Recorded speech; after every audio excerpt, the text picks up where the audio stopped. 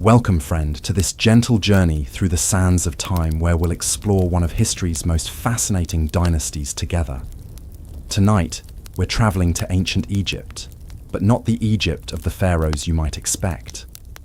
Instead, we'll discover the remarkable story of the Ptolemies, a Greek dynasty that ruled the land of the Nile for 3 centuries, transforming it into a center of learning and culture that would influence the world forever. Whether you're settling in for the night or simply seeking a peaceful escape from your day, I'm grateful you've chosen to spend this time with us. If this kind of immersive historical storytelling brings you comfort, consider subscribing for more journeys through the quiet corridors of the past. Picture yourself standing on the marble steps of the Great Library of Alexandria on a warm morning in 250 BCE. The Mediterranean breeze carries the scent of papyrus and ink as scholars from across the known world hurry past you, their arms filled with scrolls containing the wisdom of ages. This magnificent structure, rising like a temple to knowledge itself, represents the crown jewel of Ptolemaic Egypt. But to understand how this Greek dynasty came to rule the most ancient of kingdoms, we must first journey back to a dusty road in Babylon, where a young general named Ptolemy walked beside the greatest conqueror the world had ever known. The year was 323 BCE, and Alexander the Great lay dying in the palace of Nebuchadnezzar. As his life ebbed away, his vast empire stretched from Macedonia to India, an impossible expanse for any single ruler to govern.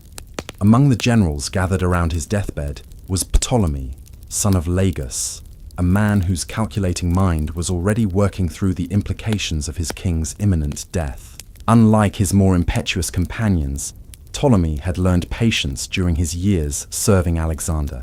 He understood that the greatest prizes often went not to the swiftest, but to the most thoughtful. When Alexander breathed his last, the empire he had built through conquest and charisma faced immediate dissolution. His generals, known to history as the Diadochi, began the complex process of dividing territories that would shape the Mediterranean world for centuries to come. In those tense negotiations, while others argued over Macedonia and Asia, Ptolemy quietly requested Egypt.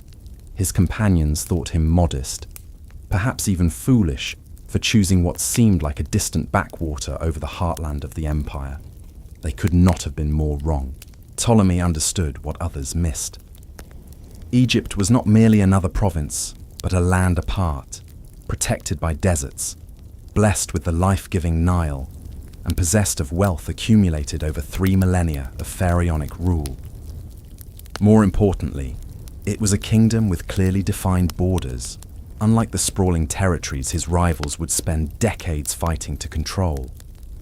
As he made his way down the ancient road to Memphis, Ptolemy was already envisioning a dynasty that would endure long after the other successor kingdoms had fallen. The Egypt that welcomed its new Macedonian ruler was a land of profound contradictions. Along the Nile, farmers continued their eternal rhythm of planting and harvesting, as their ancestors had done since the time of the pyramids. In Memphis, the ancient capital, Egyptian priests maintained rituals that stretched back to the dawn of recorded history. Yet this was also a land that had known foreign rule before. The Persians had governed Egypt for 2 centuries, and the people had learned to adapt while preserving their essential character. Ptolemy's first challenge was not military conquest, for Alexander had already secured Egypt's submission, but something far more complex: legitimacy. How could a Macedonian general convince the Egyptian people that he was their rightful pharaoh? The answer lay in understanding that Egyptian kingship was not merely political, but deeply religious. The pharaoh was not just a ruler, but a living god, the earthly embodiment of Horus and the son of Ra. In a stroke of genius that revealed his deep understanding of Egyptian culture, Ptolemy arranged for Alexander's body to be brought to Egypt for burial. This was no simple matter of honoring a fallen leader. In Egyptian belief, The presence of Alexander's remains would transfer divine legitimacy to the land itself, and by extension, to its new ruler. The magnificent funeral procession that carried Alexander from Babylon to Egypt was one of the most spectacular displays the ancient world had ever seen, and it announced to all that Ptolemy was the true heir to the conqueror's legacy. But Ptolemy's masterstroke came in his approach to Egyptian religion and culture. Rather than imposing Greek customs wholesale, he presented himself as both pharaoh to his Egyptian subjects and king to his Greek settlers. In the great temple of Ptah at Memphis, he participated in the ancient coronation rituals that had made rulers legitimate for 3,000 years. Egyptian priests anointed him with sacred oils while reciting formulas in hieroglyphs that few Greeks could read. To his Egyptian subjects, he became Ptolemy I, beloved of Ptah, chosen of Ra, pharaoh of Upper and Lower Egypt. Yet in Alexandria, the great city that Alexander had founded at the mouth of the Nile, Ptolemy ruled as a Hellenistic king in the tradition of his Macedonian ancestors. Here, in palaces decorated with Greek columns and filled with Greek art, he held court according to the customs of his homeland.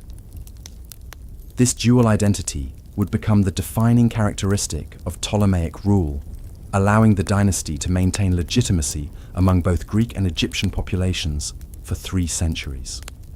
The early years of Ptolemy's reign were marked by constant warfare as the successor kingdoms fought for dominance. From his palace in Alexandria, Ptolemy could hear reports of battles raging across the eastern Mediterranean.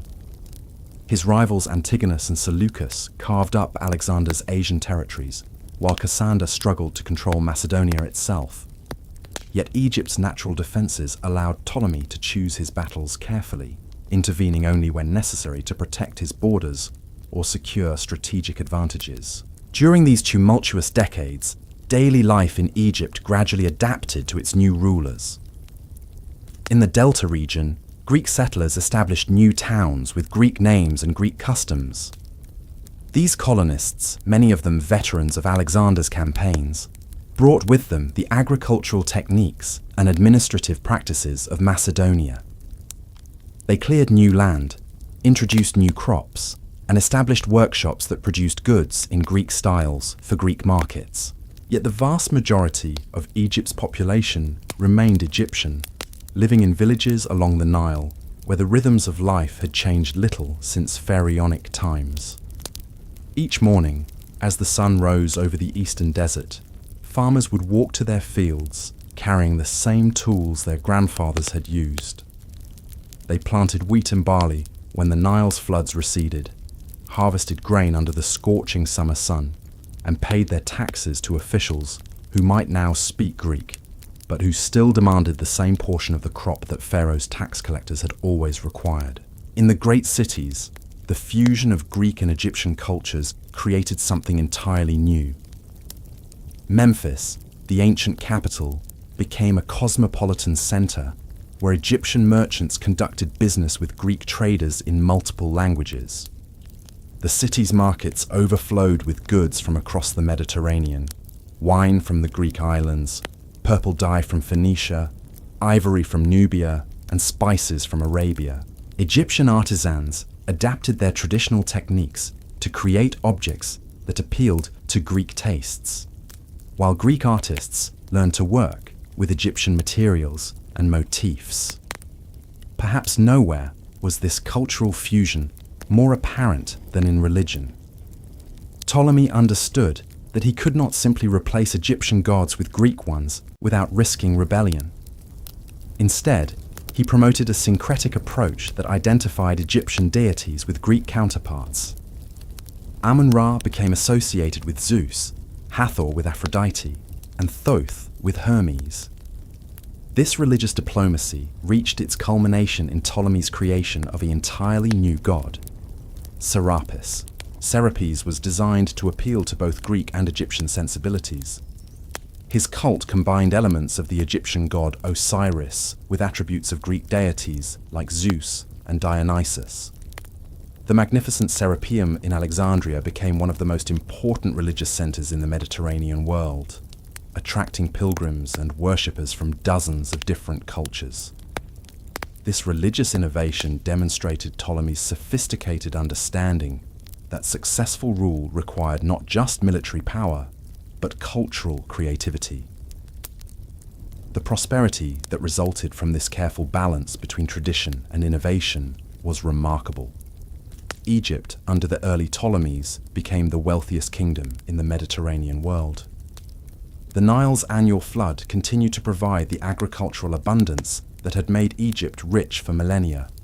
But now that wealth was enhanced by Greek commercial networks and administrative efficiency, trade routes that had once carried Egyptian goods only to Nubia and the Levant now extended to Sicily, Spain, and the Black Sea. In Alexandria, the profits from this expanded trade funded projects that would make the city legendary. The Great Library, begun under Ptolemy I and completed under his son, represented an unprecedented attempt to collect all human knowledge in one place. Scholars working in the library's halls could consult texts on mathematics from Babylon, poetry from Athens, medical treatises from Sicily, and astronomical observations from India. The Pharos Lighthouse, one of the 7 wonders of the ancient world, guided ships carrying this diverse cargo safely into Alexandria's harbour. Yet beneath this glittering surface of prosperity and cultural achievement, tensions simmered that would eventually contribute to the dynasty's downfall. The Ptolemies' dual identity as both Greek kings and Egyptian pharaohs required constant balancing that became more difficult with each generation. Egyptian priests, while publicly supportive of their Greek rulers, privately maintained traditions and loyalties that connected them to Egypt's pharaonic past. Greek settlers, meanwhile, often viewed themselves as a superior class destined to rule over the native population. These cultural tensions were compounded by the Ptolemies' peculiar marriage customs. Following the example of the pharaohs, Ptolemaic rulers began marrying their sisters to preserve the purity of their bloodline and concentrate power within the royal family.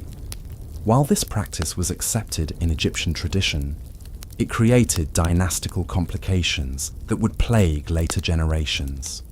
Court intrigue, sibling rivalry, and succession disputes became constant features of Ptolemaic rule. As the first Ptolemy aged, he could look back on remarkable achievements. He had transformed a fragment of Alexander's empire into a stable, prosperous kingdom that had successfully defended itself against all challengers.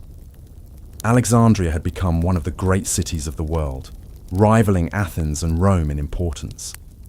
Egyptian grain fed much of the Mediterranean, while Egyptian gold and luxury goods enriched trade networks from Spain to India. The morning sun that rose over Alexandria in 283 BCE illuminated a city that embodied the cosmopolitan spirit of the Hellenistic age. In the harbour, ships from dozens of nations unloaded cargo, while their crews marvelled at the towering lighthouse. In the palace district, courtiers speaking Greek, Egyptian, and a dozen other languages navigated the complex protocols of royal administration. And in the library, scholars pursued questions about mathematics, astronomy, and philosophy that would influence human thought for centuries to come. This was the world that Ptolemy I created through patient calculation, cultural sensitivity, and administrative genius. Yet as he prepared to pass his throne to his son, he could not have foreseen how the very success of his innovations would create new challenges for future generations.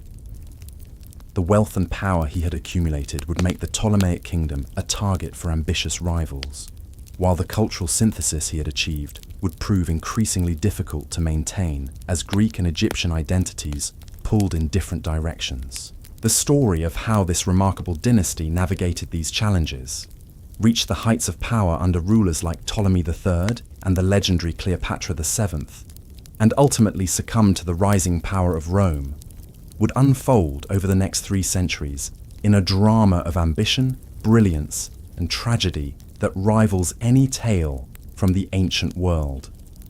The reign of Ptolemy II Philadelphus began in 283 BCE with challenges that would have broken a lesser man. At 25, he inherited not just a throne, but the delicate balance his father had spent decades perfecting between Greek ambition and Egyptian tradition. The young king understood that his legitimacy depended not on the blood in his veins, but on his ability to continue the careful dance between two worlds that often seemed irreconcilable. In the pre-dawn hours of a typical morning in Alexandria, Ptolemy II would rise before the sun painted the eastern sky pink over Lake Mareotis.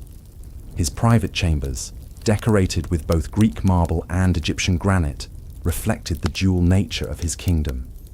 Egyptian servants, their movements silent as shadows, would prepare his morning meal, while Greek bodyguards took their positions outside his door. The king's day began not with royal ceremony, but with correspondence that arrived from every corner of the Mediterranean world. By the time most of his subjects began stirring, Ptolemy II was already deep in consultation with his advisors, reviewing reports from provincial governors who administered a kingdom that stretched from the first cataract of the Nile to the bustling ports of Cyrenaica. The morning briefings revealed the constant complexity of ruling a land where Greek settlers in newly founded cities lived alongside Egyptian farmers whose families had worked the same fields since the time of the pyramids. The young king's greatest innovation lay in his understanding that prosperity required not just maintaining his father's achievements, but expanding them. Where Ptolemy I had been content to secure Egypt's borders and establish its independence, his son envisioned a kingdom that would dominate the eastern Mediterranean through trade, culture, and strategic alliances rather than conquest alone. This vision would transform Egypt from a regional power into the center of the Hellenistic world. The expansion of Alexandria's great library under Ptolemy II became the most visible symbol of this ambitious program. The king personally recruited scholars from Athens, Rhodes, and Syracuse, offering them not just generous salaries, but access to resources no other ruler could provide. In the library's expanded halls, mathematicians like Euclid developed geometric principles that students would study 2 millennia later, while geographers attempted to map the known world with unprecedented accuracy. Yet this intellectual flowering required enormous wealth to sustain, and Ptolemy II proved as innovative in generating revenue as he was in spending it. The king's administrators developed new agricultural techniques that increased crop yields throughout the Nile Valley. They introduced improved irrigation systems that brought previously barren land under cultivation, while standardizing weights and measures to facilitate trade across the kingdom's diverse regions. The daily life of ordinary Egyptians during this period reflected both continuity with ancient traditions and adaptation to new opportunities. In villages throughout Upper Egypt, farmers continued to plant their fields according to the Nile's eternal rhythm.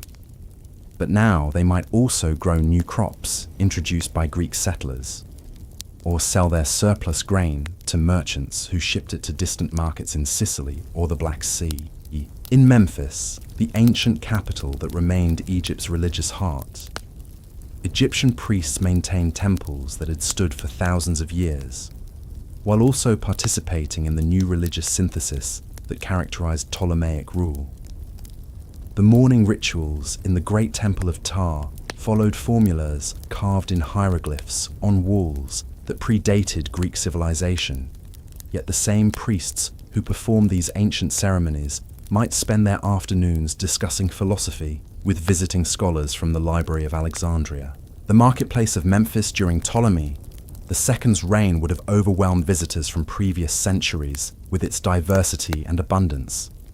Egyptian merchants hawked traditional goods like linen, papyrus, and gold jewelry alongside Greek pottery, Phoenician glassware, and Indian spices.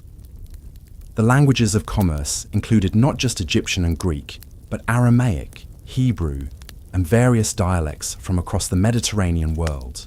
This cosmopolitan atmosphere extended to Alexandria, where the fusion of cultures created entirely new forms of art and literature.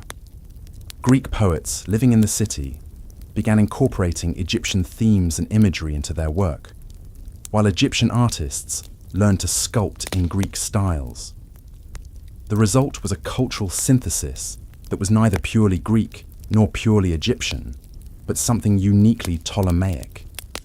The royal court itself embodied this cultural fusion. Ptolemy II's marriage to his sister Arsinoe II, following Egyptian pharaonic tradition, scandalized Greek public opinion, but was accepted by Egyptian subjects as natural and proper for divine rulers.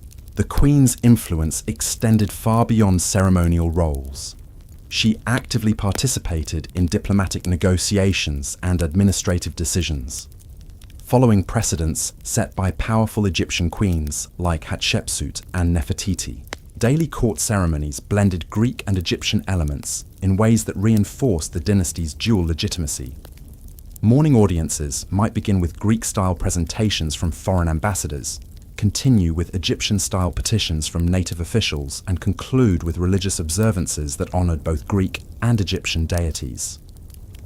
These elaborate protocols required constant attention to detail, as any perceived slight to either cultural tradition could trigger political complications. The economic policies developed during Ptolemy II's reign demonstrated remarkable sophistication in managing a kingdom that encompassed diverse populations and geographic regions. The king's administrators established a royal monopoly on key industries like oil production and textile manufacturing, ensuring steady revenue streams while providing employment for thousands of workers. These state enterprises operated alongside private businesses that continued traditional crafts and trades. Agriculture remained the foundation of Egypt's prosperity, but Ptolemy II's innovations expanded agricultural production beyond anything achieved under previous rulers. Royal engineers improved the irrigation systems that channeled Nile floodwaters to distant fields, while agricultural experts experimented with new varieties of wheat and barley that could thrive in different soil conditions. The result was surplus production that fed not just Egypt's growing population, but also provided exports that generated enormous wealth. The administration of this complex economy required bureaucratic innovations that influenced governmental practices throughout the ancient world. Ptolemaic officials developed detailed record-keeping systems that tracked everything from individual tax payments to the inventory of royal warehouses. These administrative practices, recorded on thousands of papyrus documents that archaeologists continue to discover, reveal the extraordinary attention to detail that characterized Ptolemaic governance. Military affairs under Ptolemy II reflected the kingdom's strategic position at the crossroads of Africa, Asia, and Europe. The king maintained a navy that dominated the eastern Mediterranean, while also supporting land forces that could defend Egypt's borders against potential threats from the Seleucid Empire to the east and emerging Roman power to the west. The integration of Greek military techniques with Egyptian resources created armed forces that were both professionally competent and financially sustainable. The daily routine of Ptolemaic soldiers stationed at frontier posts like Syene, near the First Cataract, involved not just military duties, but also administrative responsibilities that reflected the kingdom's sophisticated approach to border management. These soldiers collected customs duties from Nubian traders, maintained communication networks that connected distant outposts with Alexandria, and served as the kingdom's representatives to local populations that included Egyptians, Nubians, and various nomadic tribes. Religious life throughout the kingdom during this period demonstrated the remarkable success of Ptolemaic cultural policies. In temples from the Mediterranean coast to the southern frontier, Egyptian priests performed traditional ceremonies while also participating in new religious festivals that honored both Egyptian and Greek deities. The cult of Serapis, established by Ptolemy I, reached its full flowering under his son, attracting worshippers from throughout the Mediterranean world to its magnificent temple in Alexandria. The philosophical and scientific achievements of the Alexandrian scholars during Ptolemy II's reign established intellectual traditions that would influence Western thought for centuries. Aristarchus of Samos proposed that the Earth revolved around the Sun, anticipating Copernican astronomy by 18 centuries. Eratosthenes calculated the Earth's circumference with remarkable accuracy, while Apollonius of Perga developed mathematical concepts that would later prove essential to understanding orbital mechanics. These intellectual achievements were not merely abstract exercises, but had practical applications that improved daily life throughout the kingdom. Improved understanding of astronomy led to more accurate calendars that helped farmers plan their planting and harvesting. Advances in engineering enabled the construction of better irrigation systems and more efficient machines for processing agricultural products. Medical knowledge preserved in the library's collections helped physicians throughout the Mediterranean world treat diseases more effectively. The prosperity and cultural achievement of Egypt under Ptolemy II attracted attention from rulers throughout the ancient world, but it also generated envy and suspicion that would create future challenges for the dynasty. The kingdom's wealth made it an attractive target for ambitious rivals, while its cultural innovations sometimes threatened traditional power structures in other Hellenistic kingdoms. As the sun set over Alexandria on a typical evening during the height of Ptolemy II's reign, the city's harbour would be crowded with ships from dozens of nations. Merchants from Athens discussed business deals with Egyptian traders, while scholars from the library debated philosophical questions in the city's famous gymnasia. The lighthouse guided vessels safely to port, while its lights symbolized the intellectual illumination that emanated from the kingdom's capital. This was the golden age of Ptolemaic Egypt, when the careful balance between Greek innovation and Egyptian tradition created a civilization that combined the best elements of both cultures. Yet beneath this glittering surface, forces were already at work that would eventually challenge the dynasty's ability to maintain its remarkable synthesis of diverse traditions and competing interests. The Third Syrian War, that erupted in 246 BCE, would test every diplomatic skill and military strategy the Ptolemies had developed over 2 generations. When Ptolemy III Euergetes ascended the throne, he inherited not just his father's prosperous kingdom, but also a complex web of alliances and rivalries that stretched across the eastern Mediterranean.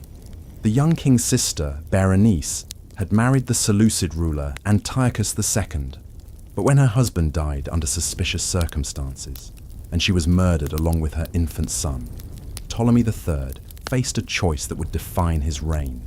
The morning that news of his sister's death reached Alexandria, Ptolemy III stood in the palace courtyard, watching the sun rise over a city that had known peace and prosperity for decades. Egyptian gardeners tended exotic plants collected from across the known world, while Greek architects discussed plans for new monuments that would celebrate the kingdom's achievements. Yet, the king understood that this tranquil scene might soon be shattered by the drums of war. The decision to launch a massive military expedition to avenge Berenice's murder and secure her son's inheritance transformed Egypt from a primarily defensive kingdom into an aggressive imperial power. For the first time since Alexander's conquests, Egyptian armies would march beyond the traditional borders of the Nile Valley to claim territories that stretched from the Aegean Sea to the borders of India. In the weeks that followed the declaration of war, Alexandria became a hive of military preparation that revealed the kingdom's remarkable organizational capabilities. Egyptian shipwrights worked alongside Greek naval architects to expand the royal fleet, while armorers produced weapons that combined traditional Egyptian craftsmanship with the latest Greek military technology. The city's warehouses overflowed with supplies destined for an expedition that would require logistical coordination on an unprecedented scale.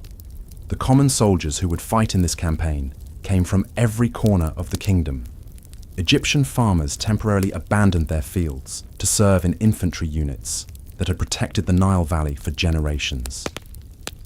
Greek settlers from the Delta cities joined cavalry regiments that maintained the military traditions of Macedonia. Nubian warriors brought skills in desert warfare that would prove invaluable during the long marches through Syrian territory.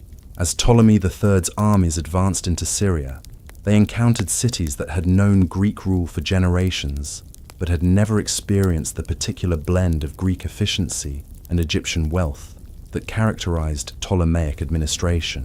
Damascus opened its gates without resistance when the Egyptian king demonstrated that he came not as a conqueror seeking plunder, but as a liberator offering the prosperity and cultural sophistication that had made Alexandria the envy of the Mediterranean world. The daily routine of Egyptian soldiers during this campaign reflected the kingdom's approach to imperial expansion. Unlike the brutal conquest methods employed by earlier conquerors, Ptolemaic forces established administrative systems in captured territories that respected local customs while introducing the economic innovations that had generated Egypt's prosperity. Egyptian scribes worked alongside Syrian officials to establish tax systems that were both efficient and fair, while Greek engineers began construction projects that would improve local infrastructure. In Babylon, the ancient capital that had once been the seat of Alexander's empire, Ptolemy III performed ceremonies that proclaimed him the legitimate heir to the great conqueror's legacy. Egyptian priests accompanied the king to participate in rituals that honored both Mesopotamian traditions and the religious synthesis that characterized Ptolemaic rule. The sight of Egyptian pharaonic regalia in the palace where Alexander had died created a powerful symbol of cultural continuity that impressed local populations. The military successes of the Third Syrian War brought enormous wealth flowing into Egypt's royal treasury. Captured silver from Persian treasuries supplemented the gold mines of Nubia, while tribute from conquered cities provided resources that funded even more ambitious construction projects in Alexandria. The Great Library's collection expanded to include texts captured from the ancient libraries of Babylon and Seleucia, making it truly the repository of all human knowledge. Yet these triumphs came at a cost that would influence Ptolemaic policy for generations. The kingdom's military resources were stretched across territories that extended from the cataracts of the Nile to the mountains of Anatolia, requiring administrative innovations that gradually transformed Egypt's traditional governmental structures.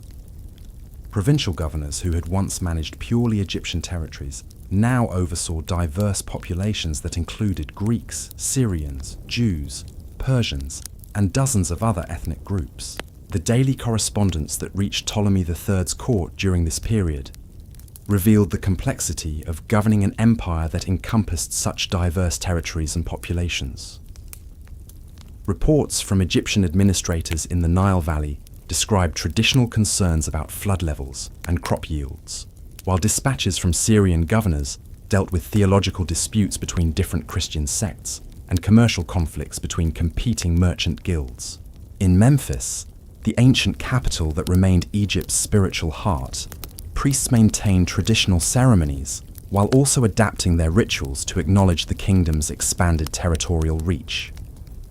The morning offerings in the Temple of Ptah included prayers for the safety of Egyptian armies fighting in distant lands, while evening ceremonies gave thanks for victories that had brought honor to the pharaoh and prosperity to his people.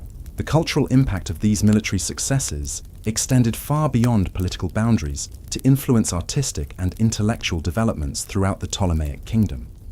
Greek poets in Alexandria composed epic verses celebrating the king's achievements, while Egyptian artists created sculptures and paintings that depicted the pharaoh as both a Greek hero and an Egyptian god. This artistic synthesis reflected the growing confidence of a dynasty that had successfully combined two great civilizations. The wealth generated by military conquest enabled Ptolemy III to undertake construction projects that surpassed even the achievements of his predecessors. The expansion of Alexandria's harbour included new lighthouse facilities that could guide larger numbers of ships carrying tribute and trade goods from across the expanded empire. The palace complex grew to accommodate diplomatic missions from dozens of kingdoms that now sought alliance with the most powerful ruler in the eastern Mediterranean. Egyptian merchants during this golden age enjoyed trading opportunities that would have been unimaginable to their ancestors. Commercial networks that had once connected the Nile Valley with Nubia and the Levant now extended to the Black Sea, the Persian Gulf, and the distant kingdoms of Central Asia. Egyptian linen appeared in markets from Spain to India, while exotic goods from across the known world filled Alexandria's warehouses.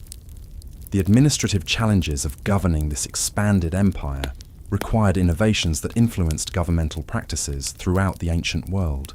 Ptolemaic officials developed communication systems that could coordinate policy across thousands of miles, while creating standardized legal codes that could be applied fairly to diverse populations with different cultural traditions and religious beliefs. Yet even as Egypt reached the height of its power and prosperity, internal tensions were developing that would eventually threaten the dynasty's stability. The costs of maintaining armies in distant territories strained even Egypt's abundant resources, while the cultural synthesis that had been the source of Ptolemaic strength became increasingly difficult to maintain as Greek and Egyptian identities evolved in different directions. The priests in Egyptian temples, while publicly supportive of their Greek rulers, privately began to question whether Pharaoh's attention to foreign conquests was diverting resources from the traditional responsibilities of Egyptian kingship.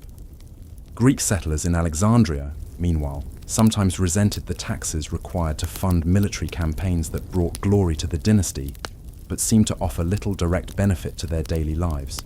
In the palace workshops, where royal artisans created the magnificent objects that proclaimed Ptolemaic power and sophistication, craftsmen worked with materials gathered from every corner of the known world. Indian pearls were set in gold mined in Nubia, while Syrian silver was shaped by techniques passed down through generations of Egyptian metalworkers. These luxury goods served not just as symbols of royal wealth, but as diplomatic gifts that maintained the complex alliance networks essential to imperial administration. The intellectual achievements of Alexandrian scholars during this period built upon the foundations established by earlier generations, while addressing new questions raised by the kingdom's expanded geographical and cultural horizons. Geographers attempted to map territories that Egyptian armies had reached for the first time, while historians chronicled the achievements of a dynasty that had transformed a regional kingdom into a Mediterranean empire. As winter approached in 241 BCE, Ptolemy III could survey achievements that rivaled those of Alexander himself. Egyptian control extended from the sources of the Nile to the shores of the Aegean Sea, while Alexandria had become the undisputed center of learning and culture in the ancient world.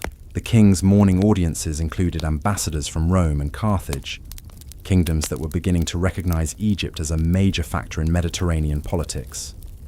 Yet the wise king understood that military conquest was easier than imperial administration, and that the true test of his achievements would come in the peaceful decades that followed.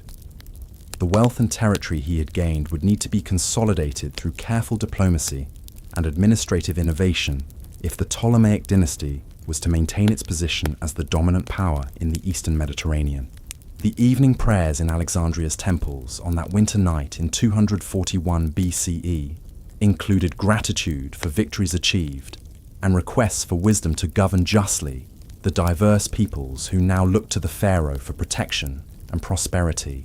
The priests who offered these prayers spoke in ancient Egyptian formulas that connected the present moment to 3 millennia of pharaonic tradition, while also acknowledging the Greek innovations that had made their kingdom the wonder of the contemporary world. This was the moment when Ptolemaic Egypt reached its greatest territorial extent and cultural influence, when the careful balance between tradition and innovation that had characterized the dynasty since its founding achieved its most spectacular success. Yet even in this hour of triumph, the seeds of future challenges were already taking root in the very complexity of the empire that Ptolemy III had created. Ptolemy III had created. The prosperity that followed the Third Syrian War created an Egypt that even seasoned travelers found difficult to comprehend. In the royal quarters of Alexandria, Ptolemy III would begin each day reviewing reports that arrived by swift messenger from territories spanning 3 continents. The papyrus scrolls spread across his marble desk chronicled tax collections from Syrian cities, tribute payments from Aegean islands, and trade negotiations with kingdoms so distant their names were barely known to earlier generations of Egyptian rulers. In the harbour below the palace, ships arrived hourly carrying the wealth of empire. Phoenician vessels unloaded purple dyes and cedar wood, while Indian merchants displayed precious stones that caught the morning light like captured rainbows. The dock workers who hauled these treasures spoke a dozen different languages, yet all understood the universal tongue of commerce that made Alexandria the beating heart of Mediterranean trade. The daily life of ordinary Alexandrians during this golden age reflected opportunities their grandparents could never have imagined. Egyptian artisans found ready markets for goods that incorporated designs and techniques learned from Syrian craftsmen and Mesopotamian metalworkers. A potter might begin his morning creating traditional Egyptian vessels, spend his afternoon teaching Greek students the secrets of glazing techniques, and end his day collaborating with Phoenician merchants on designs for export markets in distant Spain. In the residential quarters where Greek settlers had established their families, households blended traditions that would have seemed incompatible to earlier generations. Children learned to read Egyptian hieroglyphs alongside Greek letters, while their mothers adapted traditional Macedonian recipes to incorporate spices brought by traders from Arabia and India. The morning meal in a prosperous Greek household might include Egyptian bread, Nubian dates, Syrian wine, and honey from the hills of Attica. Yet beneath this cosmopolitan prosperity, careful observers could detect subtle tensions that would eventually challenge the dynasty's remarkable synthesis. In the Egyptian quarters of Memphis and Thebes, priests continued their ancient rituals while privately questioning whether Pharaoh's attention to foreign territories was weakening his connection to the sacred duties that had sustained Egypt for millennia. The morning offerings in temple sanctuaries followed formulas that emphasized Pharaoh's responsibility to maintain Ma'at, the cosmic order that required constant attention to the Nile's floods, the people's welfare, and the god's favor. The wealth flowing from conquered territories enabled construction projects that transformed Egypt's landscape in unprecedented ways. In Alexandria, the royal architects designed new quarters that could accommodate the growing population of foreign residents while maintaining the city's distinctive character. The morning sounds that echoed through these expanding neighborhoods included the hammers of Syrian stonemasons, the chisels of Greek sculptors, and the chants of Egyptian work crews hauling massive granite blocks from distant quarries. The Great Library's expansion during this period created the ancient world's most ambitious center of learning and research. Scholars arriving from conquered territories brought with them not just their personal knowledge, but access to entire libraries that had been accumulated over centuries in cities like Babylon, Damascus, and Antioch. The morning sessions in the library's lecture halls might feature a Mesopotamian astronomer explaining Babylonian mathematical techniques to Greek students, while Egyptian physicians demonstrated surgical procedures to Syrian medical practitioners. Administrative innovation became essential as the kingdom's bureaucracy struggled to manage territories that presented unprecedented challenges. In the palace archives, scribes developed new record-keeping systems that could track tax obligations from Syrian farming villages, tribute payments from Aegean merchant cities, and military service requirements from Nubian frontier settlements. The daily correspondence that moved through these administrative networks required translation into multiple languages and adaptation to diverse legal traditions. The military forces that protected this expanded empire reflected the kingdom's remarkable diversity while maintaining the professional standards that had made Egyptian armies victorious across 3 continents.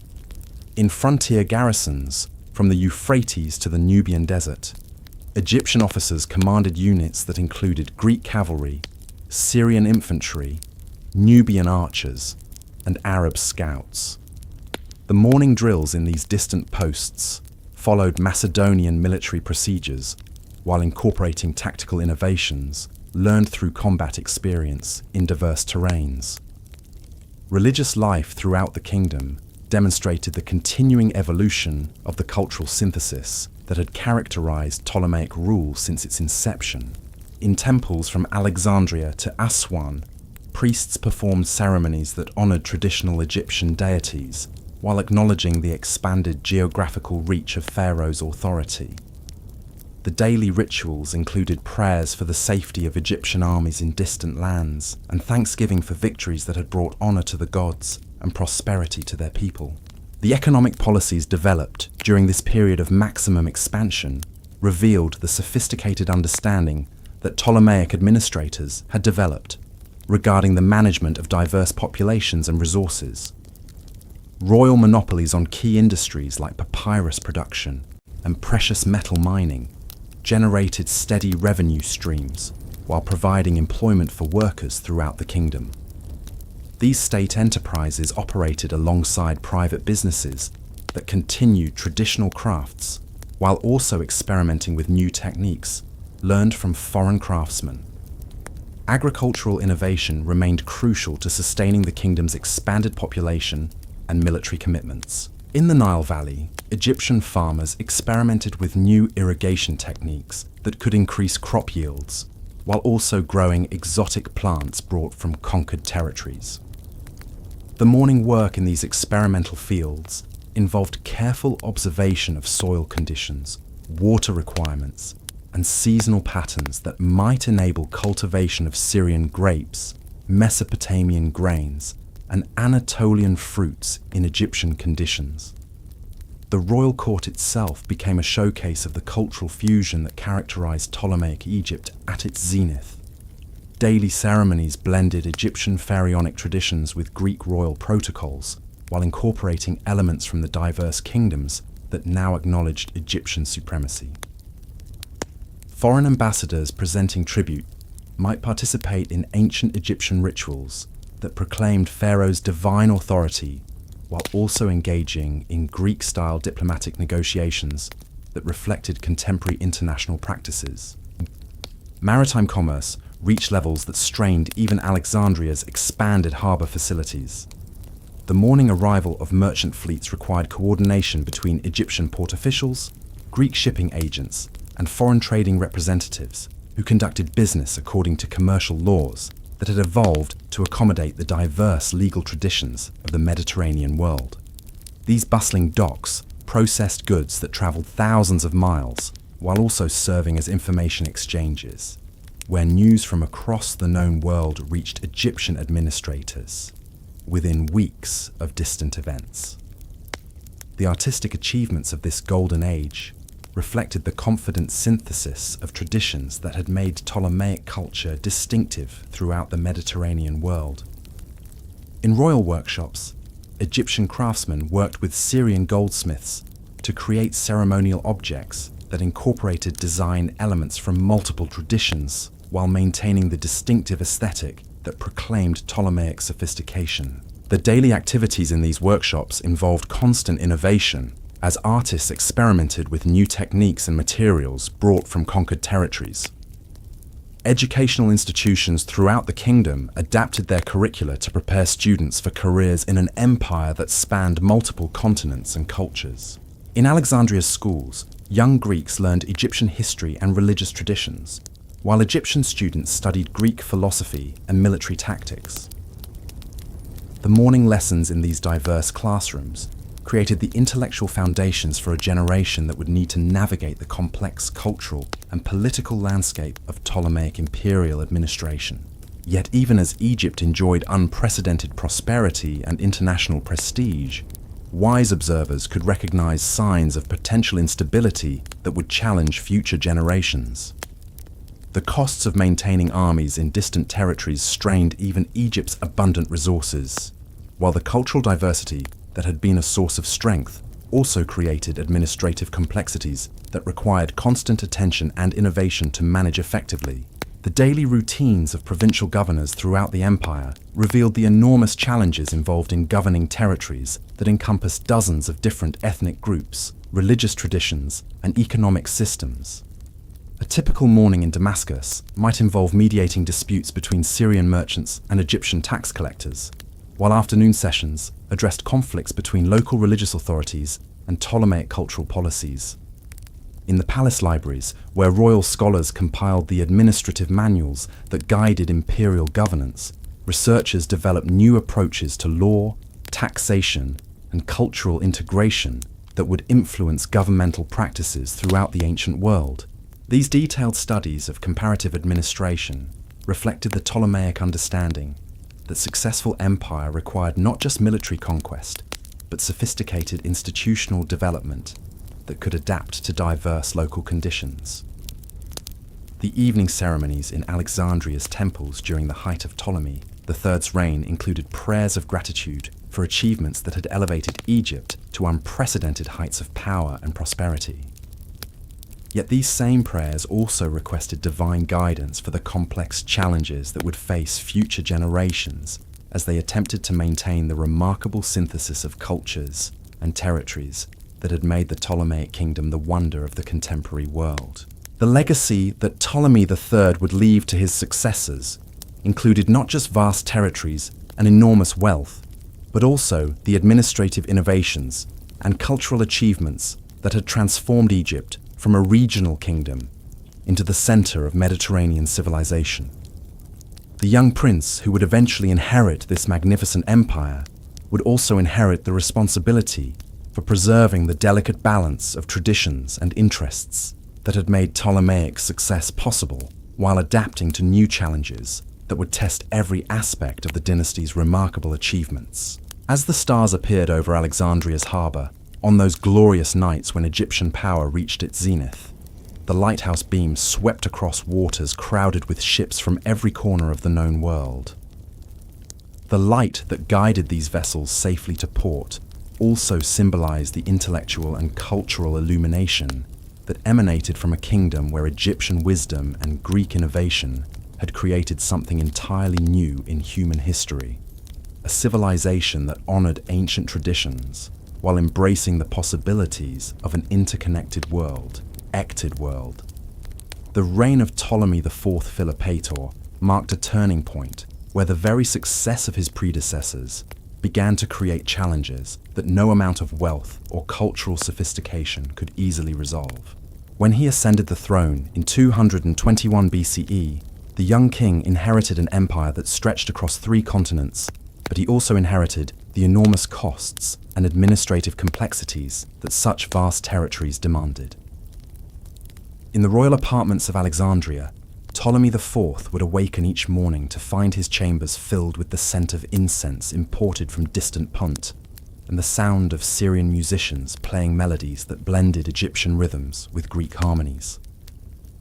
Yet beneath this luxurious facade, the daily briefings that began his day revealed mounting pressures that would test the dynasty's foundations in ways his ancestors had never experienced.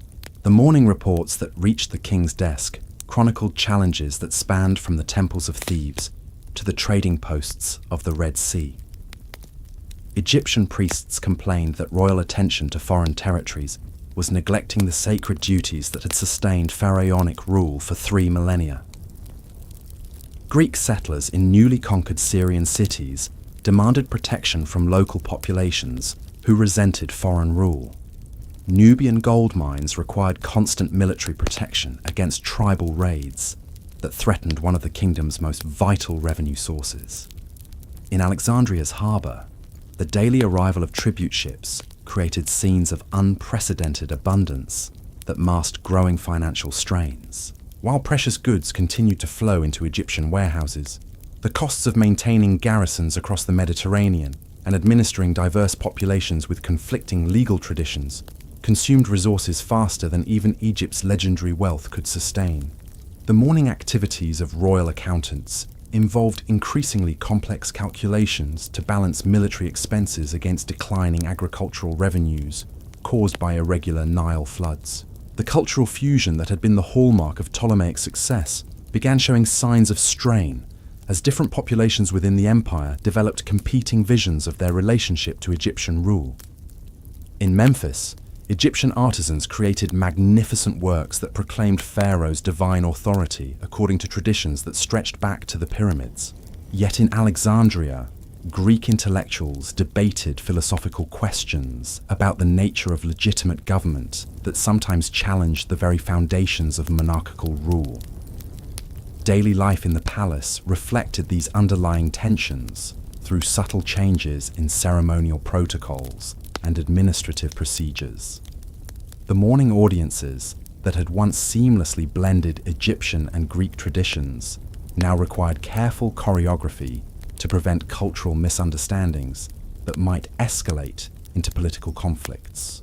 Foreign ambassadors presenting tribute needed instruction in both Egyptian religious symbolism and Greek diplomatic customs to avoid inadvertent slights that could disrupt delicate international relationships. The Great Library continued to attract scholars from across the known world, but their research increasingly focused on practical problems of imperial administration rather than the pure intellectual pursuits that had characterized earlier generations. In the morning seminars where Egyptian priests discussed theological questions with Greek philosophers, conversations often turned to urgent matters of taxation policy, military recruitment, and legal codification that reflected the empire's growing administrative complexity. Military affairs during Ptolemy. The Fourth's reign revealed the challenges of maintaining professional forces across territories that presented vastly different strategic requirements. Egyptian soldiers stationed in Syrian frontier posts adapted their traditional tactics to address threats from nomadic raiders whose mobility and local knowledge gave them advantages that conventional military training could not easily counter. The daily routines of these distant garrisons involved not just military duties, but also diplomatic responsibilities, as soldiers served as the kingdom's primary representatives to populations that remained suspicious of foreign rule. In the Nile Valley, agricultural production continued to provide the foundation of Egyptian prosperity, but changing climate patterns and increasing demands for military supplies created pressures that strained traditional farming communities. Egyptian farmers found themselves required to grow new crops for distant markets, while also maintaining the grain production that fed the kingdom's expanding population. The morning work in these fields involved careful attention to irrigation schedules and soil conditions that had become more demanding as agricultural techniques evolved to meet imperial requirements. Religious observances throughout the kingdom during this period reflected both continuity with ancient traditions and adaptation to contemporary challenges. In temples from Elephantine to Alexandria, Egyptian priests performed daily rituals that honored the gods while also praying for divine guidance in managing the complex responsibilities of imperial rule. The sacred texts recited during these ceremonies included ancient formulas about pharaohs' obligations to maintain cosmic order, alongside newer prayers for the safety of Egyptian armies in distant lands. Commercial activity in Alexandria's markets revealed the remarkable diversity of an empire that connected the Mediterranean with the Indian Ocean, but also demonstrated growing competition from rival trading centers that challenged Egyptian commercial dominance. The morning negotiations between Egyptian merchants and foreign traders involved increasingly complex arrangements as other kingdoms developed their own trade networks that bypassed traditional Egyptian routes. Syrian ports, Persian Gulf terminals, and Red Sea trading posts that had once depended entirely on Egyptian shipping now maintained independent commercial relationships that reduced their dependence on Ptolemaic control. The royal workshops where Egyptian craftsmen created the luxury goods that proclaimed Ptolemaic sophistication faced new challenges as foreign artisans in conquered territories developed competing products that sometimes surpassed traditional Egyptian standards. In the morning sessions where master craftsmen taught their techniques to apprentices, discussions increasingly focused on innovation and adaptation, rather than the preservation of traditional methods that had sustained Egyptian artistic supremacy for generations. Educational institutions throughout the kingdom struggled to prepare students for careers in an empire where cultural diversity created both opportunities and obstacles that previous generations had never encountered. Young Egyptians learning Greek language and customs found themselves competing with native Greek speakers for positions in the royal bureaucracy, while Greek settlers, studying Egyptian traditions, discovered that local populations often preferred to deal with officials who demonstrated genuine understanding of indigenous cultures rather than superficial familiarity with foreign customs. The administrative burden of governing such a diverse empire required innovations in communication and record-keeping that pushed the limits of ancient technology. In the palace archives, scribes developed new systems for organizing correspondence that arrived in multiple languages and addressed issues ranging from tax collection in Syrian villages to diplomatic negotiations with Arabian tribal chiefs. The daily processing of this information required teams of translators and cultural interpreters who could explain not just the literal meaning of messages, but also their implications within specific local contexts. Legal affairs throughout the kingdom became increasingly complex as different populations maintained their traditional legal systems, while also acknowledging Ptolemaic royal authority.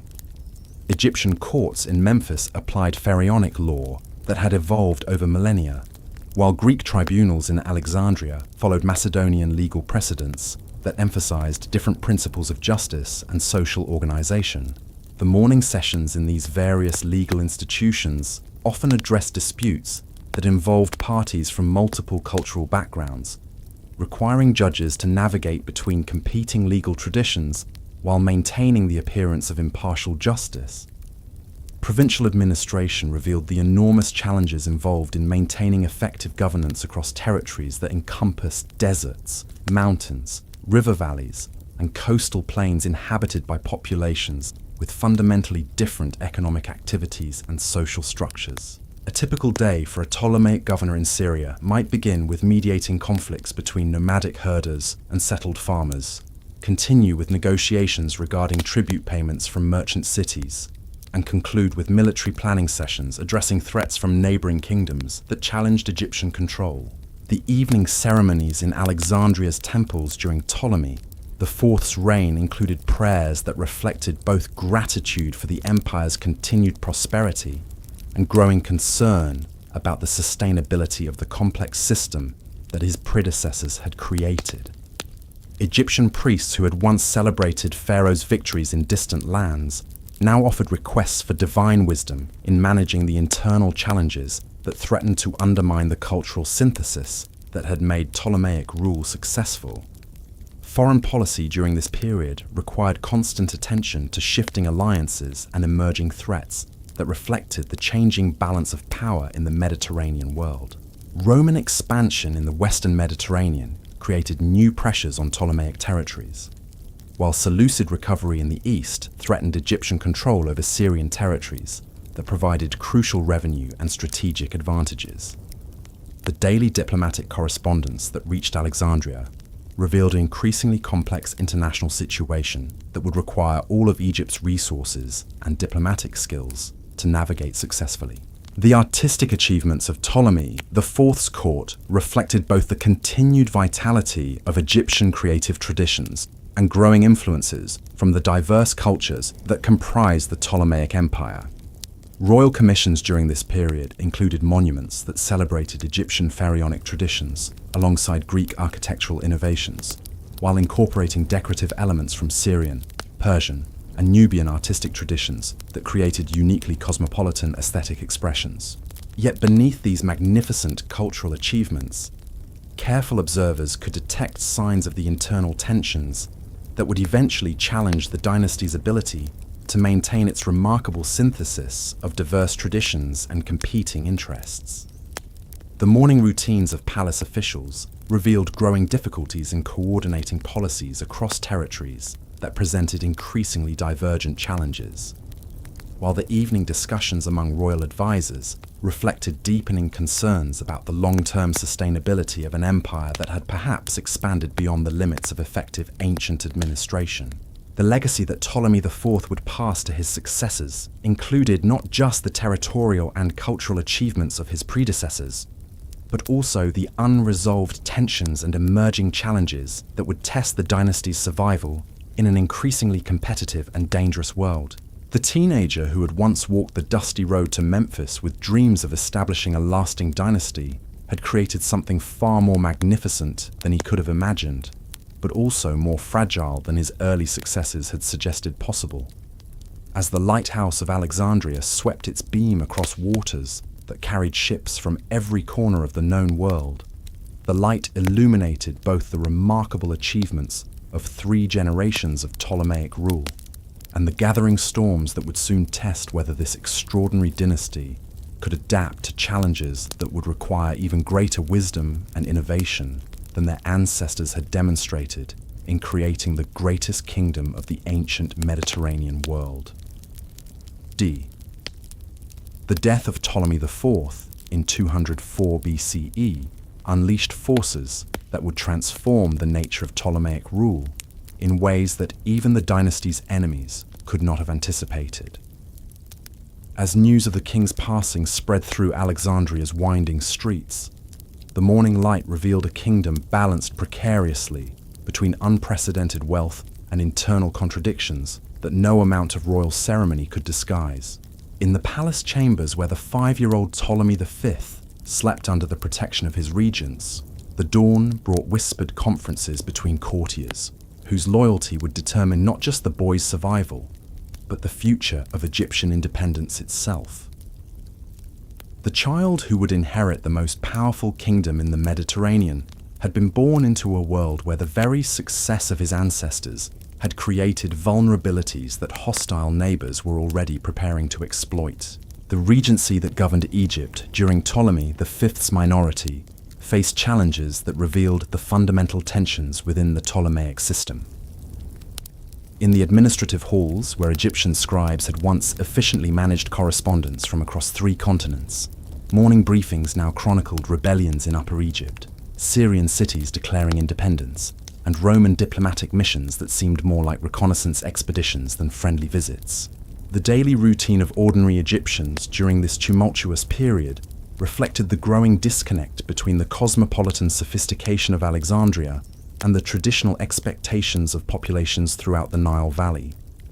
In villages south of Memphis, farmers who had prospered from trade with distant markets found themselves facing tax collectors who demanded payments in silver rather than grain, forcing them to deal with Greek merchants whose language and customs remained foreign despite generations of Ptolemaic rule. Egyptian priests in the great temples of Karnak and Edfu began each morning with rituals that had sustained pharaonic authority for millennia, but their afternoon discussions increasingly focused on whether their Greek rulers truly understood the sacred responsibilities that legitimized royal power in Egyptian eyes. The ancient formulas carved on temple walls spoke of Pharaoh's duty to maintain Ma'at through personal attention to the Nile's floods, the people's welfare, and the god's favor, obligations that seemed incompatible with governing an empire that stretched from Spain to India.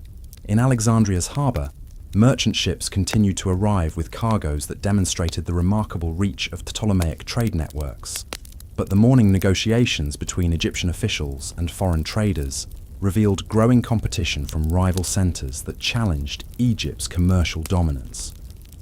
Rhodes had developed its own shipping networks that bypassed traditional Egyptian routes, while emerging Roman markets offered alternatives that reduced foreign dependence on Ptolemaic ports and services. The Great Library's scholars maintained their research into mathematics, astronomy, and philosophy, but their morning seminars increasingly addressed practical questions about military engineering and administrative efficiency that reflected the kingdom's growing security concerns. The intellectual pursuits that had once been pursued for their own sake now served urgent political purposes, as scholars developed new catapult designs, improved siege techniques, and communication systems that could coordinate defences across vast territories. Military preparations throughout the kingdom revealed the enormous challenges of defending an empire whose expansion had perhaps exceeded the limits of ancient logistics and communication. Egyptian officers stationed in Syrian garrisons began their days reviewing intelligence reports about Seleucid military movements, while also managing local populations whose loyalty could no longer be taken for granted. The morning drills that had once focused on standard battlefield tactics now emphasized siege defense and urban warfare as Egyptian forces prepared for conflicts that might determine the survival of Ptolemaic rule. In Memphis, the ancient capital that remained Egypt's spiritual heart, the morning offerings in the Temple of Ptah included prayers for the young pharaoh's protection and wisdom, but also requests for divine intervention to preserve the cosmic order that foreign influences seemed to threaten. The priests who performed these ceremonies spoke in ancient Egyptian formulas, while also conducting business with Greek administrators, whose decisions affected temple revenues and religious practices throughout the kingdom. Agricultural production in the Nile Valley continued to provide the foundation of Egyptian prosperity. But changing political circumstances created new pressures that strained traditional farming communities. Increased military recruitment removed young men from agricultural work, just as higher taxation demands required farmers to increase their productivity. The morning labor in fields from Aswan to the Delta involved careful calculation of irrigation schedules and crop rotations that had become more complex as farmers struggled to meet both subsistence needs and tribute obligations. Provincial administration throughout the empire faced mounting difficulties as local populations increasingly questioned the benefits of Egyptian rule, while neighboring kingdoms offered attractive alternatives to Ptolemaic control. A typical morning in Damascus might involve negotiations with Syrian merchants, who threatened to redirect their trade through Seleucid territories, while afternoon sessions addressed complaints from local officials, who found their authority undermined by competing loyalties among their subordinates. The royal court's daily ceremonies attempted to maintain the appearance of stability and continuity, but careful observers could detect subtle changes that reflected the underlying tensions threatening Ptolemaic authority. Foreign ambassadors, who had once competed for audiences with Egyptian officials, now arrived with proposals that seemed more like ultimatums than diplomatic initiatives. The elaborate protocols that had once demonstrated Egyptian sophistication now required constant adjustment to address shifting political realities. Commercial activity in Alexandria's markets reflected both the continued vitality of Egyptian trade and growing concerns about the kingdom's long-term economic prospects. Syrian merchants who had once depended entirely on Egyptian shipping networks began establishing independent arrangements with Roman and Rhodian traders. The morning negotiations in Alexandria's commercial district involved increasingly complex discussions about credit terms, insurance arrangements, and alternative transportation routes that reduced foreign dependence on Ptolemaic infrastructure. Religious observances throughout the kingdom during this period of uncertainty revealed the deep cultural divisions that had been masked by decades of prosperity and military success. Egyptian temples maintained traditional ceremonies that emphasized Pharaoh's divine authority according to ancient traditions, while Greek shrines in Alexandria conducted rituals that reflected Hellenistic concepts of kingship that sometimes conflicted with Egyptian religious expectations. Educational institutions struggled to prepare students for careers in a kingdom where traditional certainties about Egyptian power and cultural superiority were increasingly questioned by contemporary realities. Young Egyptians, learning Greek customs, discovered that mastery of foreign languages and traditions did not guarantee advancement in a bureaucracy where political loyalty had become more important than administrative competence. Greek settlers studying Egyptian traditions found themselves caught between conflicting cultural expectations as local populations demanded greater respect for indigenous customs. Legal affairs throughout the kingdom became increasingly contentious as different populations invoked competing legal traditions to challenge Ptolemaic policies and administrative decisions. Egyptian courts applying traditional pharaonic law found themselves addressing disputes that involved Roman citizens claiming special privileges, while Greek tribunals struggled to resolve conflicts that required understanding of local customs they had never been required to master. The artistic production of royal workshops during this period reflected both continued technical excellence and growing uncertainty about the cultural identity that Ptolemaic art was supposed to represent. Egyptian craftsmen, creating ceremonial objects for royal occasions, incorporated design elements from multiple traditions while struggling to maintain the distinctive aesthetic that had proclaimed Ptolemaic sophistication throughout the Mediterranean world. Foreign policy challenges multiplied as the kingdom's enemies recognized opportunities to exploit Egyptian internal divisions while advancing their own territorial ambitions. Roman expansion in the eastern Mediterranean created direct pressure on Ptolemaic territories, while Seleucid recovery under Antiochus III threatened Egyptian control over Syrian cities that provided crucial revenue and strategic advantages. The daily diplomatic correspondence reaching Alexandria revealed an international situation that was becoming increasingly dangerous for a kingdom whose military resources were already stretched beyond sustainable limits. Economic policies developed during this period reflected desperate attempts to maintain imperial revenues, while addressing growing resistance from populations that questioned the benefits of continued Egyptian rule. Royal monopolies on key industries faced competition from alternative suppliers in territories beyond Ptolemaic control, while traditional taxation systems encountered increasing evasion as local populations developed economic relationships that bypassed Egyptian administrative oversight. The morning routines of palace officials revealed growing coordination difficulties as administrators struggled to implement policies across territories that presented increasingly divergent challenges and opportunities. Syrian governors dealt with populations that had attractive alternatives to Egyptian rule, while Nubian commanders faced tribal coalitions that threatened crucial gold mining operations. Egyptian administrators in the Delta confronted economic disruptions caused by competition from rival trading centers.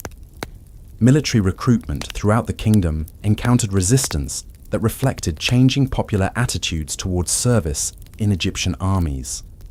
Traditional sources of Egyptian soldiers in farming communities faced economic pressures that made military service less attractive, while Greek settlers in conquered territories sometimes preferred to negotiate directly with local rulers rather than depend on distant Egyptian protection. The evening ceremonies in Alexandria's temples during this period of mounting crisis included prayers that reflected both continued loyalty to the Ptolemaic dynasty and growing concern about the kingdom's ability to maintain the cultural synthesis and territorial control that had made Egyptian rule successful for 3 centuries. Priests who had once celebrated Pharaoh's victories in distant lands now offered requests for divine intervention to preserve the cosmic order that foreign pressures seemed to threaten. Administrative innovations developed during these challenging years reflected sophisticated understanding of the problems facing Ptolemaic rule, but also revealed the limitations of ancient governmental systems when confronted with the complexities of managing diverse populations across vast territories. New communication procedures attempted to coordinate policy implementation while accounting for local variations, but these systems required resources and personnel that the kingdom could no longer easily provide. Cultural developments during Ptolemy V's minority reflected both the continued vitality of Egyptian creative traditions and growing influences from external sources that sometimes challenged traditional Ptolemaic aesthetic principles. Royal commissions included monuments that celebrated Egyptian pharaonic traditions, while incorporating architectural and decorative elements from Roman, Syrian, and other foreign sources that reflected the kingdom's changing political relationships. Yet beneath these adaptations and innovations, fundamental questions about the sustainability of Ptolemaic rule remained unresolved. The morning deliberations of royal advisors increasingly addressed scenarios that previous generations had never needed to consider: the possibility of territorial losses, the challenges of governing a reduced kingdom, and the diplomatic strategies required to maintain Egyptian independence in a world where Roman power was becoming the dominant factor in Mediterranean politics. The teenage regents who guided policy during these crucial years understood that their decisions would determine whether the remarkable civilization created by 3 centuries of Ptolemaic rule would survive the emerging challenges or fragment under pressures that had already destroyed other Hellenistic kingdoms. The administrative systems, cultural achievements, and economic innovations that had made Egypt the wonder of the ancient world now faced tests that would reveal whether the dynasty's synthesis of Greek innovation and Egyptian tradition could adapt to a transformed political landscape. As Alexandria's lighthouse continued to guide ships from across the known world into the kingdom's principal harbour, the beam that had once symbolized Egyptian cultural and political leadership now illuminated waters where Roman vessels appeared with increasing frequency. The light that swept across the Mediterranean each night served as a reminder of both the remarkable achievements of Ptolemaic civilization and the uncertain future that awaited a dynasty whose success had created vulnerabilities that its founders could never have anticipated.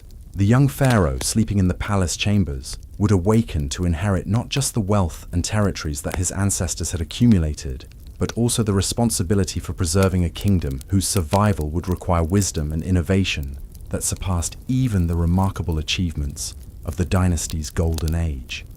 The morning sun that would rise over Alexandria in the years to come would illuminate a kingdom fighting for its very existence against forces that threatened to destroy everything that 3 centuries of Ptolemaic rule had created and preserved. Wealth and territories just the preserved ancestors had accumulated survivaled require that hissed innovation that, but also the responsibility kingdom whose past even the remarkable would achievements of this golden for shoring a wisdom and to come would illuminate a dynasty'd rise over Alexandria, its very age. The morning sun forces that threaten that were. The years, centuries of Ptolemaic rule for existence against in kingdom fighting that threed to destroy everything preserved. Created and the coronation of Ptolemy III, Epiphanes, in 196 BCE marked not a celebration of royal power, but a desperate attempt to restore legitimacy to a dynasty that had begun to fracture under pressures no amount of ceremony could truly address. The Rosetta Stone, carved to commemorate this event in 3 languages, would become more famous for what it revealed to modern scholars than for its original purpose of proclaiming pharaonic authority to subjects who increasingly questioned their ruler's divine mandate. In the pre-dawn darkness of Memphis, Egyptian priests prepared for ceremonies that would blend 3 millennia of pharaonic tradition with Greek royal customs that still felt foreign after 2 centuries of Ptolemaic rule. The young king, now 12 years old, would participate in rituals his ancestors had designed to demonstrate the seamless fusion of 2 great civilizations. Yet the very need for such elaborate demonstrations revealed how tenuous that fusion had become. The morning preparations in the Temple of Ptah required careful coordination between Egyptian priests who maintained ancient traditions and Greek advisors who sought to adapt those traditions to contemporary political necessities. Hieroglyphic texts carved on temple walls proclaimed Pharaoh's divine authority in formulas that stretched back to the Old Kingdom, while Greek translations attempted to convey concepts that had no equivalent in Hellenistic political thought. The incense that filled the sacred chambers carried prayers in Egyptian that requested divine protection for a pharaoh whose Greek advisors understood power in entirely different terms. As the sun rose over the ancient capital, crowds gathered in Memphis's streets to witness ceremonies that would determine whether the Ptolemaic synthesis could survive the centrifugal forces threatening to tear the kingdom apart. Egyptian farmers who had traveled from villages throughout the Nile Valley mixed with Greek settlers from delta cities, creating an audience that embodied both the diversity and the divisions that characterized late Ptolemaic society. Children whose grandparents had prospered under earlier Ptolemaic rulers now faced an uncertain future, as traditional sources of stability seemed increasingly fragile.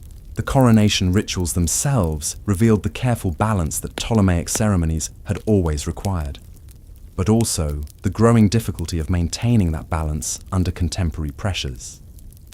Egyptian priests anointed the young pharaoh with sacred oils while reciting ancient formulas that proclaimed his divine nature. Yet Greek observers understood these same ceremonies as political theatre, designed to legitimize a dynasty whose power increasingly depended on foreign support rather than indigenous acceptance. In Alexandria, the morning brought news from across the Mediterranean that demonstrated how dramatically the kingdom's strategic position had deteriorated since the golden age of Ptolemy III. Roman legions were consolidating control over western Mediterranean territories, while Seleucid armies threatened Egyptian positions in Syria. The correspondence that reached royal advisors chronicled setbacks that would have been unthinkable during the dynasty's earlier period of expansion and confident cultural synthesis. The daily administration of what remained of the Ptolemaic Empire required constant adaptation to circumstances that changed faster than traditional governmental systems could accommodate. Provincial governors who had once managed prosperous territories now dealt with populations that had attractive alternatives to Egyptian rule, while military commanders struggled to defend frontiers with forces that were increasingly composed of foreign mercenaries rather than loyal Egyptian or Greek troops. Egyptian merchants in Alexandria's markets faced competition that threatened commercial networks their families had maintained for generations. The morning negotiations that had once focused on expanding trade relationships now involved desperate attempts to preserve existing connections as rival powers offered alternative arrangements to foreign partners who had traditionally depended on Egyptian shipping and financial services. Syrian traders, who had once competed for access to Egyptian markets, now possessed their own networks that bypassed traditional Ptolemaic commercial routes. In the royal workshops, where Egyptian craftsmen had created luxury goods that proclaimed Ptolemaic sophistication throughout the Mediterranean world, artisans adapted their techniques to address changing market conditions and political realities. The morning activities in these workshops involved creating objects that maintained traditional standards of excellence, while acknowledging that the international audience for Egyptian artistic production had shifted in ways that required new approaches to design and marketing. Agricultural production in the Nile Valley continued to provide the foundation of Egyptian prosperity, but farmers faced pressures that reflected the kingdom's deteriorating political position. Increased taxation to fund military expenses coincided with reduced protection for agricultural communities as Egyptian forces were withdrawn to defend more strategically critical territories. The morning work in fields from Aswan to the Delta involved calculations that balanced traditional farming practices with new requirements imposed by administrators who understood that agricultural surplus was essential for the kingdom's survival.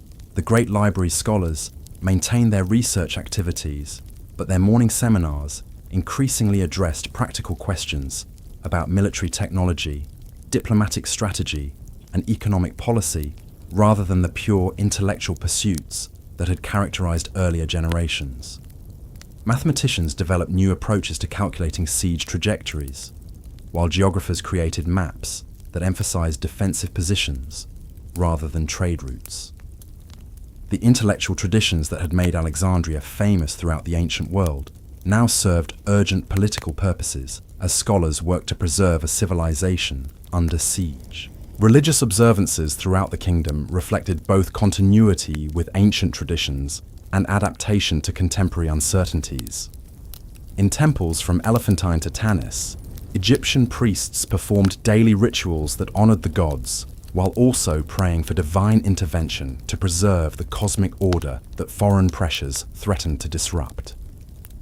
The morning ceremonies included ancient formulas about Pharaoh's sacred responsibilities, alongside newer prayers for the safety of Egyptian territories and the preservation of traditional ways of life. Military recruitment throughout the remaining Ptolemaic territories encountered difficulties that revealed changing popular attitudes towards service in Egyptian armies. Traditional sources of loyal soldiers in farming communities faced economic pressures that made military service less attractive, while Greek settlers in frontier regions sometimes preferred to negotiate directly with local rulers rather than depend on distant Egyptian protection that seemed increasingly unreliable. Provincial administration in territories that remained under Ptolemaic control required innovations that addressed the reality of reduced resources and increased external pressure.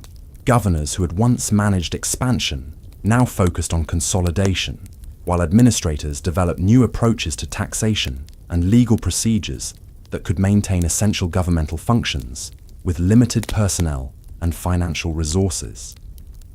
The morning briefings that reached these officials chronicled challenges that required immediate attention, while also planning for scenarios that previous generations had never needed to consider.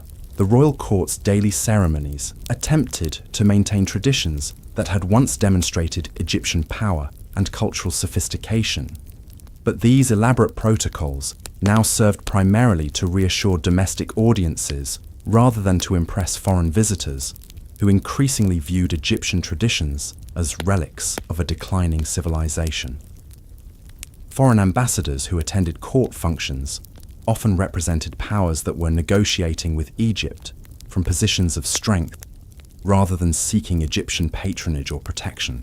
Legal affairs throughout the kingdom became increasingly complex as different populations invoked competing legal traditions to challenge Ptolemaic policies while also seeking protection from external threats that traditional Egyptian law had never been designed to address.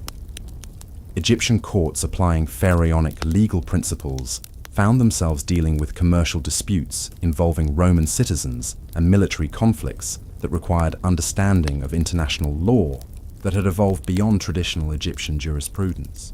Commercial activity in Alexandria's harbour continued to demonstrate the city's strategic importance, but the morning activities of merchants and traders revealed fundamental changes in the patterns that had sustained Egyptian prosperity for centuries. Ships arriving from distant ports carried not just goods for Egyptian markets, but also intelligence about political developments that could affect the kingdom's survival and diplomatic communications that reflected Egypt's declining influence in international affairs. Educational institutions throughout the kingdom struggled to prepare students for careers in a world where traditional assumptions about Egyptian power and cultural superiority no longer applied.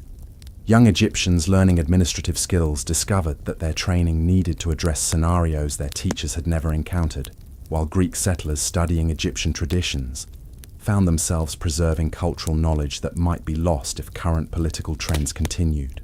The artistic production of royal workshops during this period reflected both technical excellence and cultural uncertainty as craftsmen created objects that maintained traditional standards while addressing contemporary political and economic realities. Egyptian artists working on royal commissions incorporated design elements that appealed to foreign patrons who now possessed alternatives to Egyptian artistic production, while also preserving traditional techniques that embodied cultural values threatened by external pressures. Foreign policy during Ptolemy V's reign required constant attention to shifting alliances and emerging threats that reflected the transformed balance of power in the Mediterranean world. Roman expansion created direct pressure on remaining Ptolemaic territories, while Seleucid recovery under Antiochus III threatened Egyptian control over strategically vital positions. The daily diplomatic correspondence that reached Alexandria revealed an international situation where Egyptian options were increasingly limited by factors beyond the kingdom's control. Economic policies developed during this period reflected attempts to maintain essential governmental functions while acknowledging reduced resources and increased external pressure. Royal monopolies on traditional industries faced competition from alternative suppliers in territories beyond Ptolemaic control, while taxation systems required modification to address changing economic conditions that had reduced the kingdom's traditional revenue sources. The morning routines of palace officials revealed coordination difficulties that reflected the challenges of governing a reduced kingdom while maintaining the administrative structures designed for a much larger empire. Syrian territories that had provided crucial revenue were now beyond Egyptian control, while African provinces required increased military protection against threats that strained available resources. Egyptian administrators struggled to implement policies that addressed immediate needs, while also planning for long-term survival in a transformed political landscape. Military affairs during this period required strategic thinking that departed dramatically from the expansion-focused approaches that had characterized earlier Ptolemaic policy. Egyptian commanders developed defensive strategies that maximized the advantages provided by the kingdom's geographic position, while acknowledging limitations imposed by reduced manpower and financial resources. The morning drills in remaining Egyptian garrisons emphasized tactics suitable for defending fixed positions, rather than the mobile operations that had once carried Egyptian armies across 3 continents. Cultural developments during Ptolemy V's reign reflected both the continued vitality of Egyptian creative traditions and growing external influences that sometimes challenged traditional Ptolemaic aesthetic principles. Royal commissions included monuments that celebrated Egyptian achievements, while also acknowledging the political realities that required diplomatic accommodation with foreign powers whose cultural preferences differed significantly from traditional Egyptian values. Administrative innovations developed during these challenging years demonstrated sophisticated understanding of the problems facing Ptolemaic rule, but also revealed the limitations of ancient governmental systems when confronted with rapid political and economic changes. New procedures for tax collection attempted to maintain revenue levels while avoiding popular resistance, while communication systems tried to coordinate policy implementation across territories that faced different types of external pressure. Religious developments throughout the kingdom during this period reflected both loyalty to traditional beliefs and adaptation to circumstances that tested the theological foundations of pharaonic authority. Egyptian priests maintained ancient ceremonies while also developing new interpretations of traditional teachings that could address contemporary challenges. The morning prayers in temples throughout the Nile Valley included requests for divine guidance in preserving traditions that foreign influences seemed to threaten. The evening ceremonies in Alexandria's temples during Ptolemy V's reign included prayers that reflected both continued devotion to the Ptolemaic dynasty and growing concern about the kingdom's ability to maintain the cultural synthesis and territorial integrity that had made Egyptian rule successful for 3 centuries.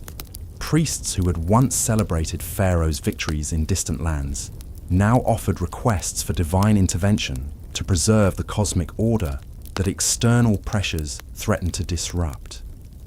Yet beneath these adaptations and innovations, fundamental questions about the future of Ptolemaic civilization remained unresolved.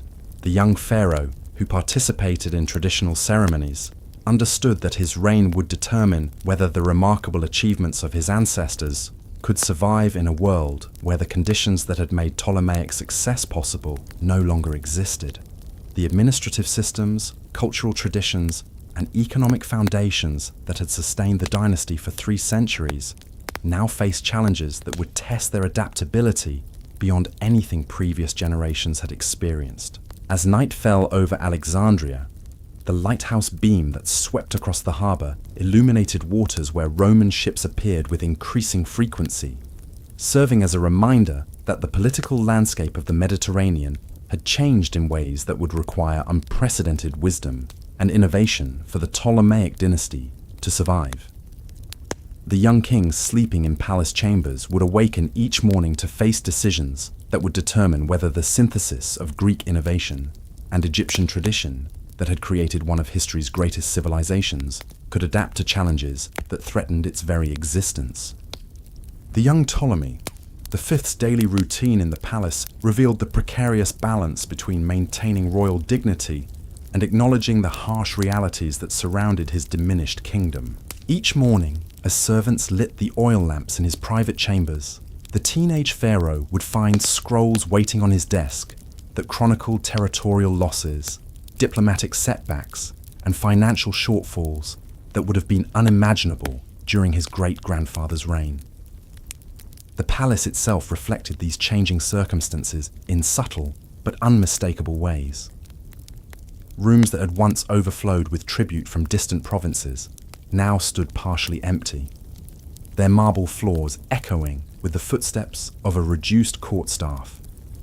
Egyptian craftsmen who had once worked exclusively on luxury items for international gift exchange now spent their mornings repairing existing furnishings rather than creating new masterpieces that proclaimed royal wealth to foreign dignitaries. In the administrative quarters where royal scribes managed what remained of the empire's correspondence, the daily briefings painted an increasingly grim picture of Egypt's strategic position. Syrian cities that had once competed for Egyptian favor now sent ambassadors who politely explained their new arrangements with Seleucid rulers. Nubian chieftains, who had traditionally delivered gold as tribute, began requesting Egyptian military assistance against tribal coalitions that threatened the very mines that had enriched Pharaoh's treasury for generations. The morning walk through Alexandria's palace gardens, that had once been a peaceful respite for royal contemplation, now served as an opportunity for urgent consultations with advisors who brought news that required immediate decisions. Greek generals reported difficulties recruiting soldiers from communities that had lost confidence in Egyptian military capabilities, while Egyptian priests delivered warnings about growing unrest in Upper Egypt, where traditional populations questioned whether their Greek rulers truly understood the sacred obligations that legitimized pharaonic authority. Daily life for ordinary Alexandrians during this period reflected the broader uncertainties that characterized late Ptolemaic society. Merchants who had built their prosperity on trade networks spanning 3 continents found themselves competing with rivals who offered more reliable shipping arrangements and better access to emerging markets. The morning activities in the city's commercial districts involved increasingly desperate negotiations as established businesses struggled to maintain relationships that had sustained their families for generations. In the harbour, ships continued to arrive from across the Mediterranean, but their cargoes revealed the changing nature of Alexandria's role in international commerce. Where previous generations had seen vessels carrying tribute and luxury goods destined for royal warehouses, observers now witnessed merchant ships conducting business that bypassed traditional Egyptian intermediaries entirely. Syrian traders negotiated directly with Roman merchants, while Nubian gold reached Greek markets through routes that avoided Egyptian taxation and administrative oversight. The Great Library maintained its reputation as a center of learning, but the scholars who gathered in its halls now focused their research on practical questions that reflected the kingdom's deteriorating circumstances. Morning seminars that had once explored abstract mathematical concepts now addressed urgent problems of military engineering and defensive architecture. Geographers who had previously mapped distant territories for potential conquest now concentrated on identifying defensible positions within Egypt's shrinking borders. Egyptian priests throughout the kingdom began each day with rituals that had sustained pharaonic authority for millennia, but their afternoon discussions increasingly addressed theological questions about divine favor and royal legitimacy that had rarely troubled earlier generations. In temples from Edfu to Denda, religious authorities maintained ancient ceremonies, while privately questioning whether the cosmic order that justified pharaonic rule could survive the political chaos that seemed to engulf the Mediterranean world. Agricultural communities in the Nile Valley faced pressures that tested traditional relationships between farmers and royal administrators.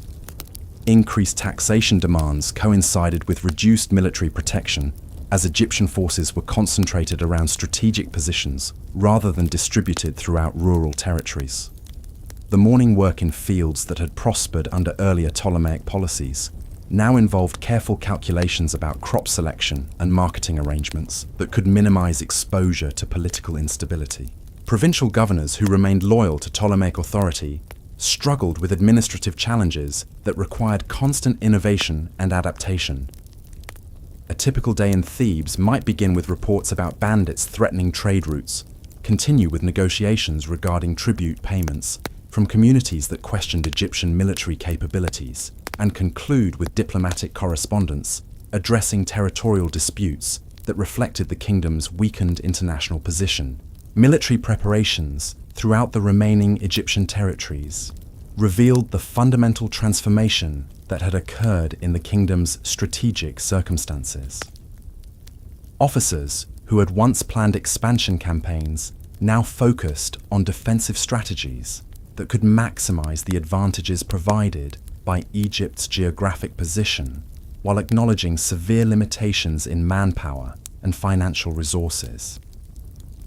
Training exercises that had emphasized mobile operations designed for conquest now concentrated on siege defense and urban warfare tactics suitable for protecting fixed positions.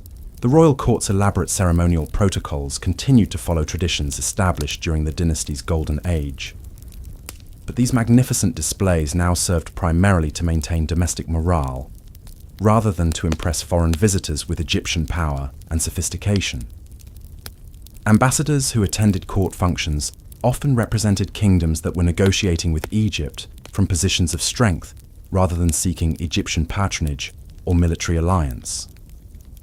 Legal proceedings throughout the kingdom reflected the complex jurisdictional questions that arose when traditional Egyptian law encountered Roman legal concepts and Seleucid administrative practices. Egyptian courts, applying pharaonic legal principles, found themselves addressing commercial disputes that involved foreign merchants claiming special privileges, while Greek tribunals struggled with cases that required understanding of local customs they had never been required to master during the dynasty's period of unchallenged dominance.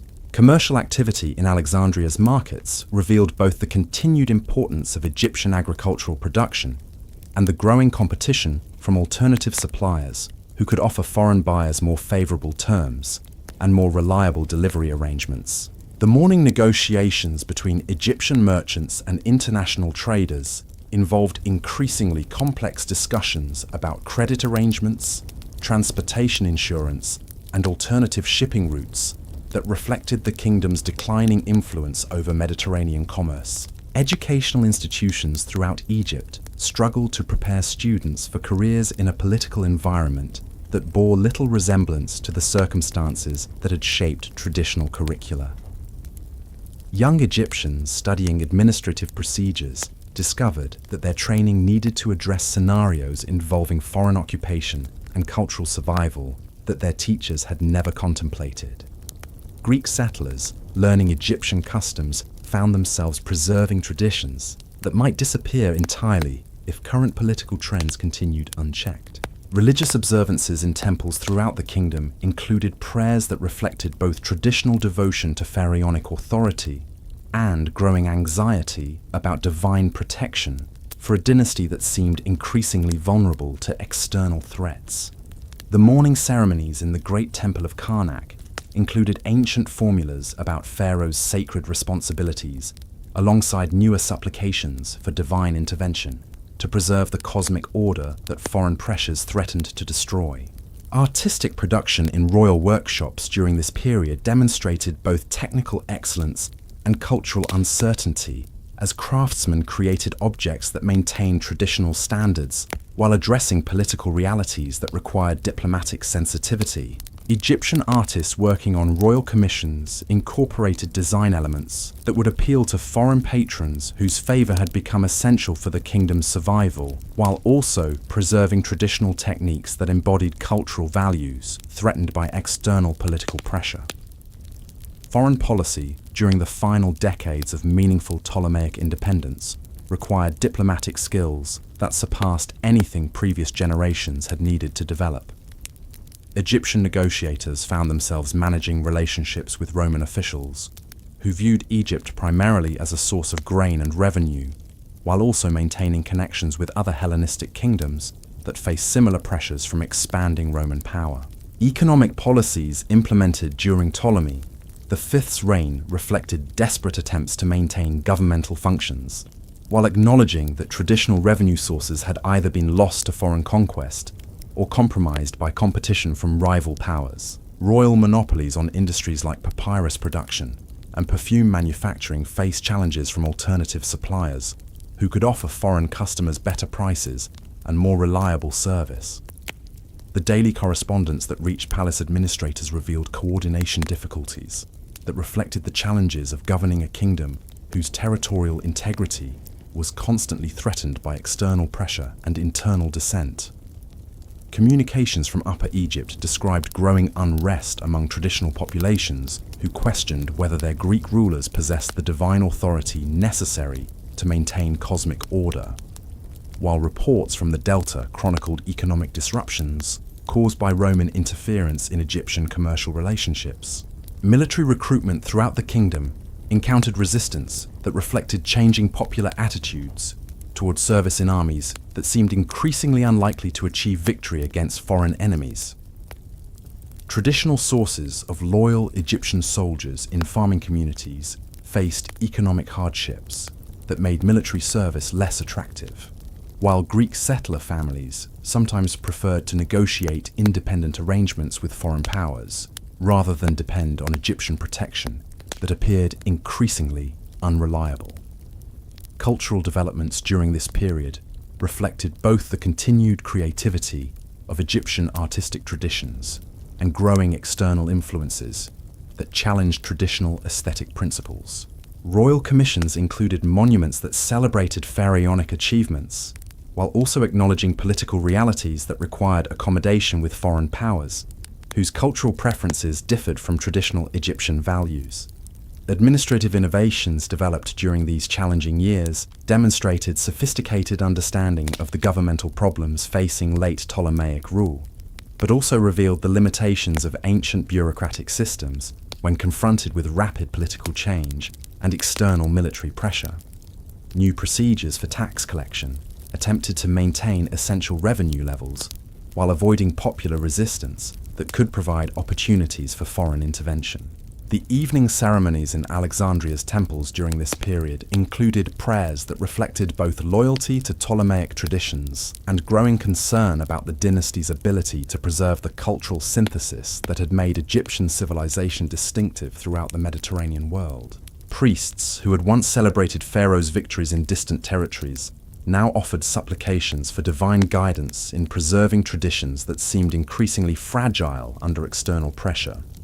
Yet, even as the political foundations of Ptolemaic rule crumbled under pressures that no amount of ceremonial magnificence could address, the cultural achievements of 3 centuries continued to influence intellectual and artistic development throughout the ancient world.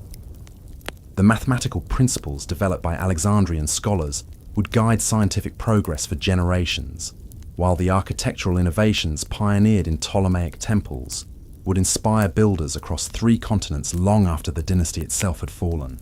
The young pharaoh, who walked through Alexandria's palace corridors, understood that his decisions would determine not just his personal survival, but whether the remarkable synthesis of Greek innovation and Egyptian tradition could adapt to challenges that threatened to destroy everything his ancestors had created.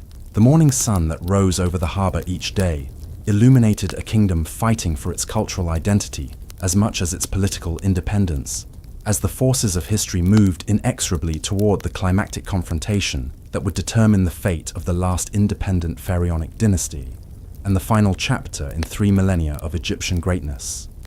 The final century of Ptolemaic rule would witness transformations that even the most prescient advisors could never have anticipated, as the kingdom that had once dominated the Mediterranean found itself navigating an increasingly treacherous world where survival required abandoning many of the principles that had made the dynasty great. The accession of Ptolemy VI Philometor in 180 BCE brought to the throne a child whose reign would be shaped by forces beyond any pharaoh's control.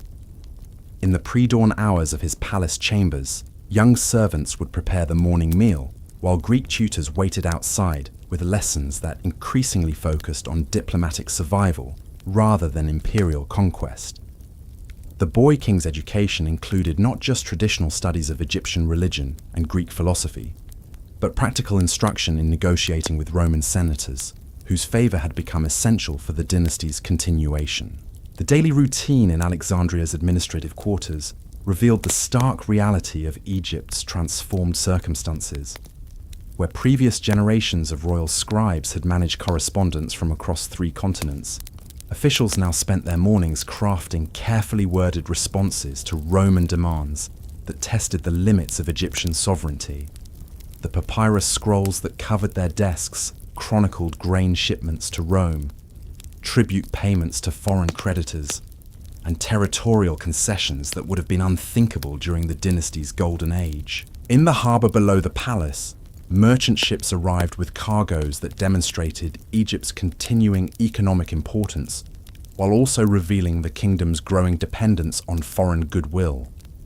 Roman vessels unloaded luxury goods and manufactured products that Egyptian artisans could no longer produce competitively, while loading grain and papyrus that represented the kingdom's most reliable sources of revenue.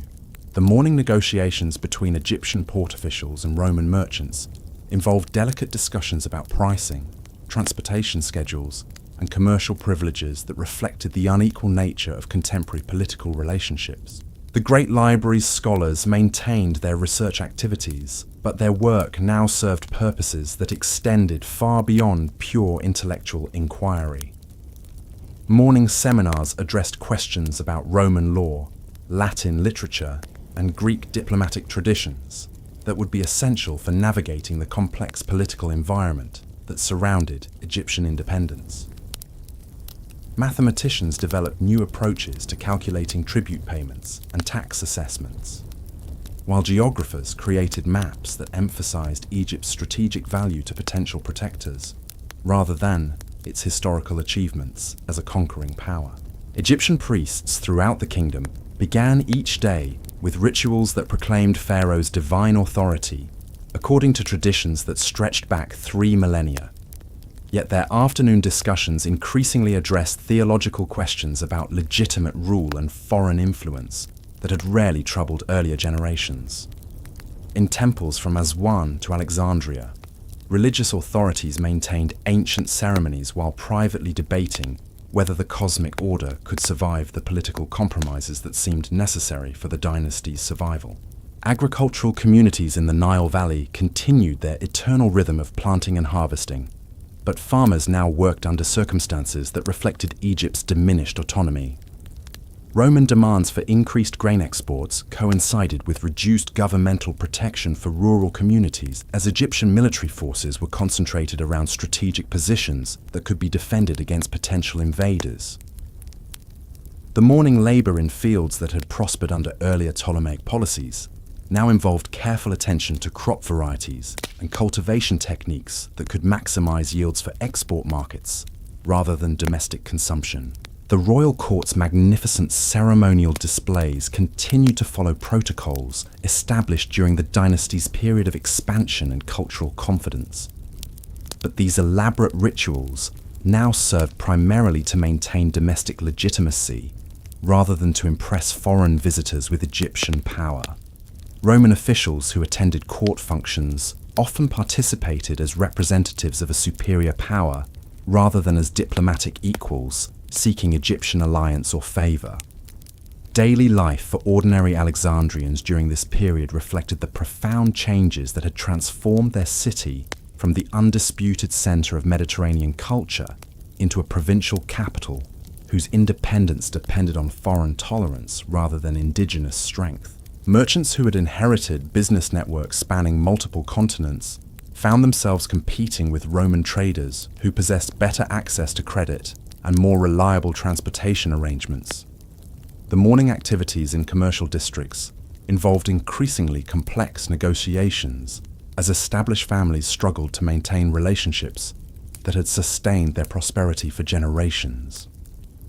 In the palace workshops, where Egyptian craftsmen had created luxury goods that proclaimed Ptolemaic sophistication throughout the ancient world, artisans adapted their techniques to address market demands that reflected changing political circumstances. The morning sessions in these workshops involved creating objects that maintained traditional standards of excellence while incorporating design elements that would appeal to Roman customers whose preferences were beginning to influence artistic production throughout the Mediterranean. Provincial administration in territories that remained under direct Egyptian control required constant adaptation to circumstances that changed faster than traditional governmental systems could accommodate.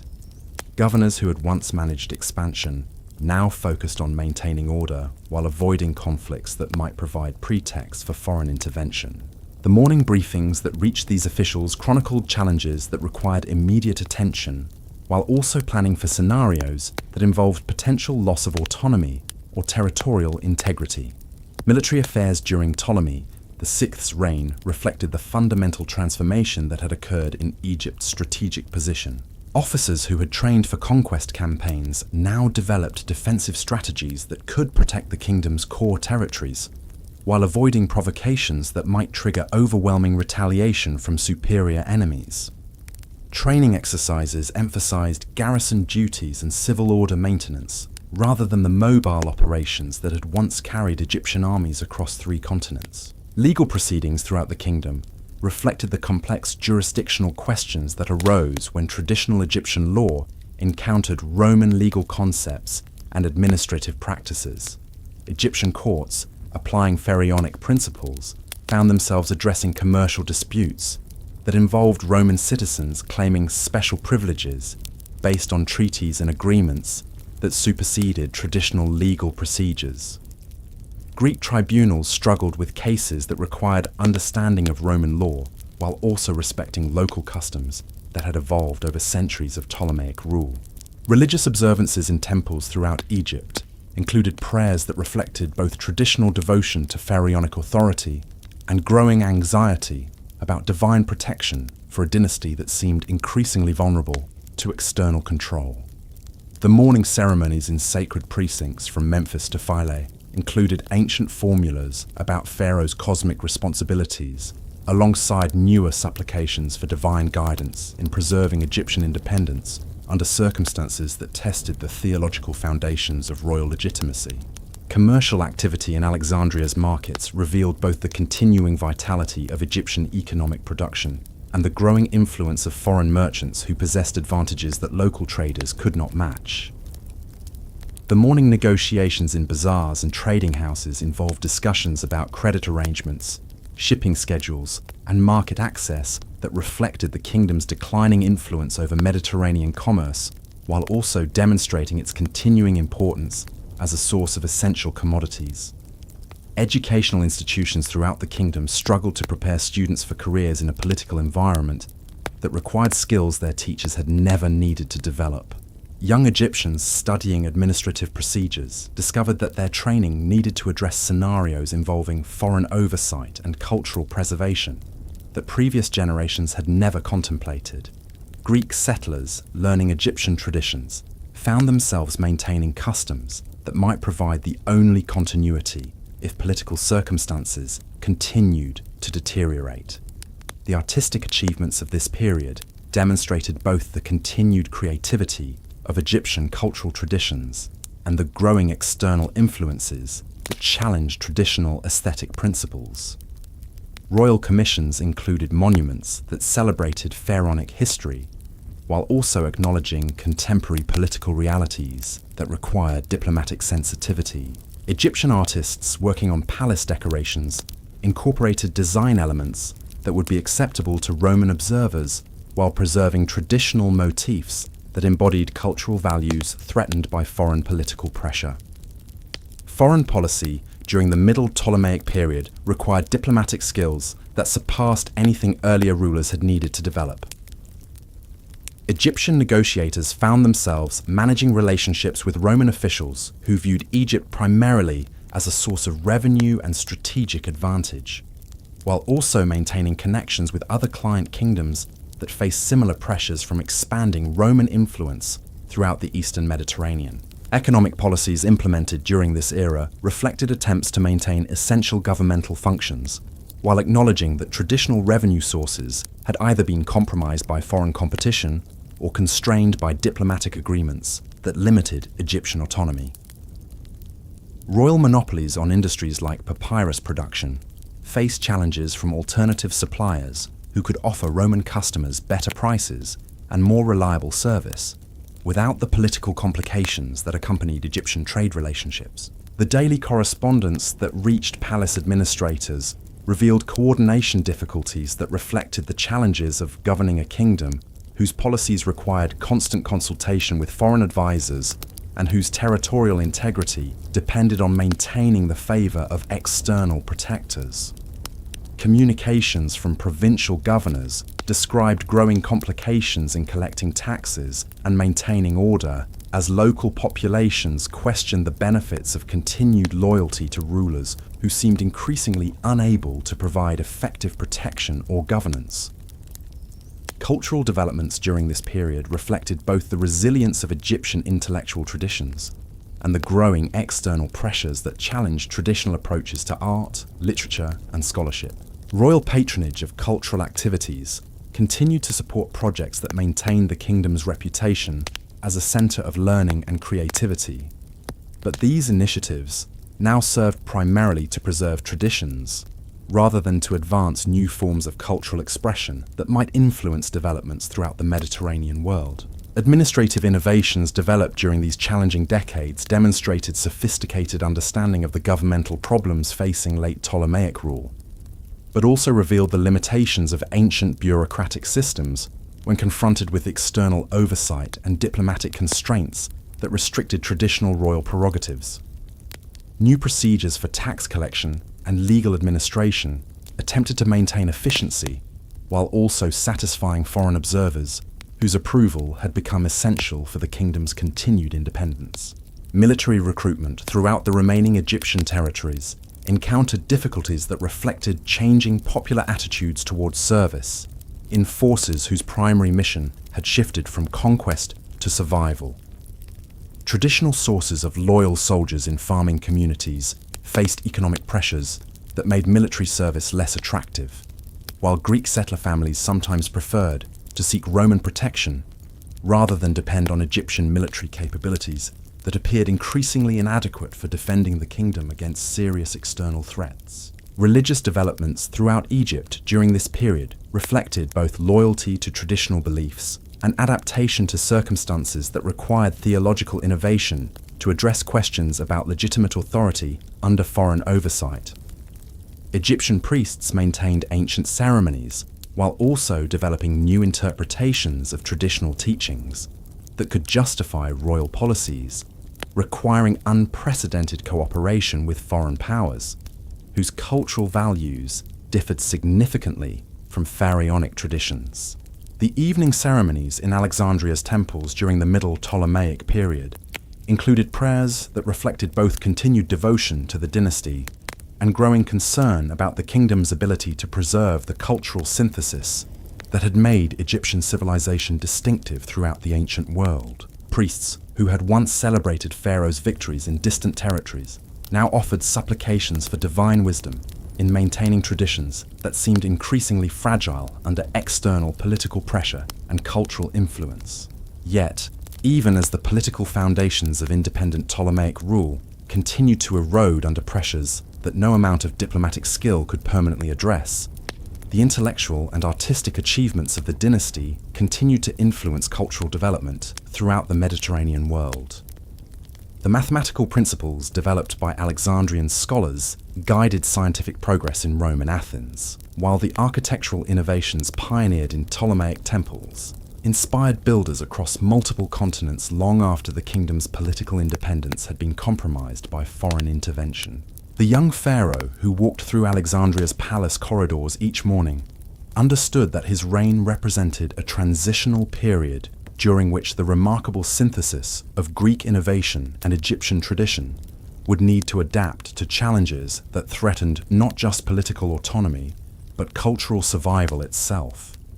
The decisions made in royal councils during these decades would determine whether the achievements of 3 centuries could be preserved under circumstances that would have been incomprehensible to the dynasty's founders, as the forces of history moved inexorably toward the final confrontation that would determine the fate of the last independent pharaonic kingdom. The last independent pharaonic kingdom. The birth of Cleopatra VII in 69 BCE brought into the world a child who would become the embodiment of everything the Ptolemaic dynasty had achieved and everything it was destined to lose. In the nursery chambers of Alexandria's royal palace, Egyptian wet nurses sang ancient lullabies, while Greek tutors prepared lessons that would shape the mind of the last pharaoh. The baby who slept peacefully in her golden cradle would grow to speak 9 languages, command fleets that dominated the Mediterranean, and ultimately witness the end of 3 centuries of Ptolemaic rule. The palace where young Cleopatra spent her childhood reflected the accumulated splendor of generations, yet also revealed subtle signs of the pressures that surrounded her family's reign. In the morning hours, as servants lit the oil lamps in royal chambers, the princess would awaken to find her breakfast table laden with delicacies from across the known world. Egyptian dates and Nubian honey accompanied Greek olive oil and Roman wine, creating a meal that symbolized both the kingdom's cosmopolitan heritage and its growing dependence on foreign relationships that would define her future. The daily education that shaped Cleopatra's extraordinary intellect began before dawn in palace schoolrooms, where the finest scholars of the ancient world gathered to instruct the royal children. Egyptian priests taught hieroglyphic writing and religious traditions that connected the present dynasty to pharaonic authority, stretching back 3 millennia. Greek philosophers introduced mathematical concepts and rhetorical techniques that had made Alexandria famous throughout the Mediterranean. Roman tutors provided instruction in Latin literature and legal principles that were becoming increasingly important for anyone who hoped to navigate the complex political environment surrounding Egyptian independence. By the time most Alexandrians began their morning routines, the young princess had already spent hours mastering languages that would prove essential for her future role as Egypt's final ruler. Her facility with Egyptian dialects allowed her to communicate directly with native populations who had often felt excluded from Ptolemaic governance. Her command of Greek enabled sophisticated discussions with scholars and merchants who conducted business throughout the eastern Mediterranean. Her knowledge of Latin prepared her for negotiations with Roman officials whose favor had become crucial for the dynasty's survival. The palace courtyard where Cleopatra played as a child provided daily reminders of Egypt's diminished circumstances, despite its continuing cultural magnificence. Foreign ambassadors who had once competed for Egyptian favor now arrived with messages that resembled polite ultimatums rather than diplomatic negotiations. Roman merchants conducted business with Egyptian officials who understood that their kingdom's prosperity depended on maintaining relationships that previous generations would have found humiliating. In the harbour, visible from the palace windows, ships arrived with cargoes that demonstrated both Egypt's enduring economic importance and its growing vulnerability to external pressure. Vessels carrying Egyptian grain to Roman markets represented the kingdom's most reliable source of revenue, yet also revealed its dependence on exports that foreign powers could disrupt at will. The morning activities of dock workers and merchants reflected a commercial environment where Egyptian prosperity required constant attention to the preferences and demands of foreign customers, whose political support had become essential. The great library's scholars maintained their research during Cleopatra's youth, but their work increasingly served practical purposes that reflected the kingdom's precarious position. Morning seminars addressed questions about Roman administrative practices, Greek diplomatic traditions, and Egyptian religious customs that needed careful coordination to avoid conflicts that might trigger foreign intervention. Mathematicians calculated tribute payments and trade balances, while historians studied precedents for successful resistance to imperial expansion that might provide guidance for preserving Egyptian independence. Egyptian priests throughout the kingdom began each day with rituals that proclaimed Pharaoh's divine authority according to traditions that had sustained royal legitimacy for thousands of years. Yet their afternoon discussions increasingly addressed theological questions about legitimate rule under circumstances that required unprecedented cooperation with foreign powers, whose values differed dramatically from pharaonic traditions. The morning offerings in temples from Elephantine to Tanis included ancient prayers for Pharaoh's success alongside newer supplications for divine protection against external threats. Agricultural communities in the Nile Valley continued their seasonal rhythms of planting and harvesting, but farmers now worked under conditions that reflected Egypt's transformed political circumstances. Roman demands for increased grain exports coincided with reduced governmental protection for rural areas, as Egyptian military forces were concentrated around strategic positions.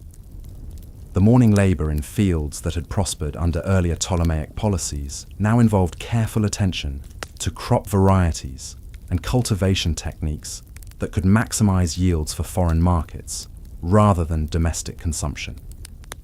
The royal court's elaborate ceremonial protocols continued during Cleopatra's childhood, but these magnificent displays now served different purposes than they had during the dynasty's golden age.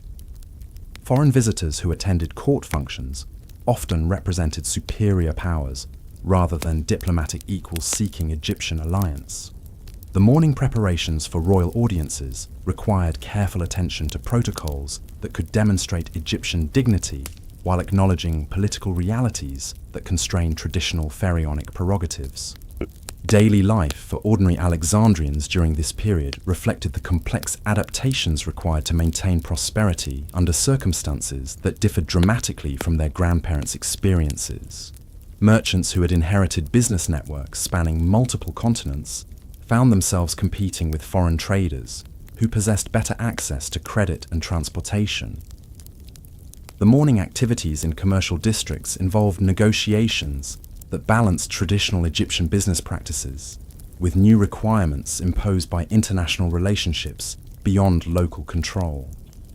In the palace workshops, where Egyptian craftsmen created objects that proclaimed royal magnificence, artisans adapted traditional techniques to address market demands influenced by changing political circumstances. The morning sessions in these workshops involved creating luxury goods that maintained pharaonic standards while incorporating design elements that would appeal to foreign customers, whose favor had become essential for the kingdom's economic survival. Provincial governors who remained loyal to Ptolemaic authority struggled with administrative challenges that required constant innovation under external oversight. A typical day in Memphis might begin with reports about Roman commercial activities that affected local tax collection, continue with negotiations regarding tribute payments that satisfied foreign demands, and conclude with correspondence addressing territorial disputes that reflected the kingdom's weakened negotiating position. Military preparations during Cleopatra's youth revealed the fundamental transformation of Egypt's strategic circumstances. Officers who had once planned conquest campaigns now developed defensive strategies that could protect core territories while avoiding provocations that might trigger overwhelming retaliation. Training exercises emphasized garrison duties and diplomatic protection, rather than the mobile operations that had once carried Egyptian armies across 3 continents. The princess's education included practical instruction in military affairs that reflected contemporary realities rather than historical traditions. Her tutors explained siege defense and naval tactics suitable for protecting Egypt's natural advantages, while also teaching diplomatic strategies that could preserve independence through careful negotiation rather than military confrontation. These lessons prepared her for a world where royal authority would depend more on intellectual capability than traditional pharaonic power. Legal proceedings throughout the kingdom reflected jurisdictional complexities that arose when traditional Egyptian law encountered Roman legal concepts and administrative practices. Egyptian courts applying pharaonic principles found themselves addressing disputes that involved foreign citizens claiming special privileges, while Greek tribunals struggled with cases requiring understanding of Roman law. The morning sessions in these various judicial institutions often addressed conflicts that previous generations had never needed to consider. Religious observances in temples throughout Egypt included prayers that reflected both traditional devotion to pharaonic authority and growing concern about divine protection for a dynasty facing unprecedented external pressure.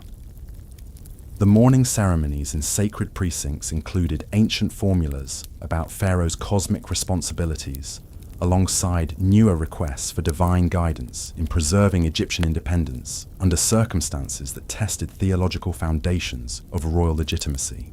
Commercial activity in Alexandria's markets revealed the continuing vitality of Egyptian economic production, alongside growing foreign influence that challenged traditional trading relationships.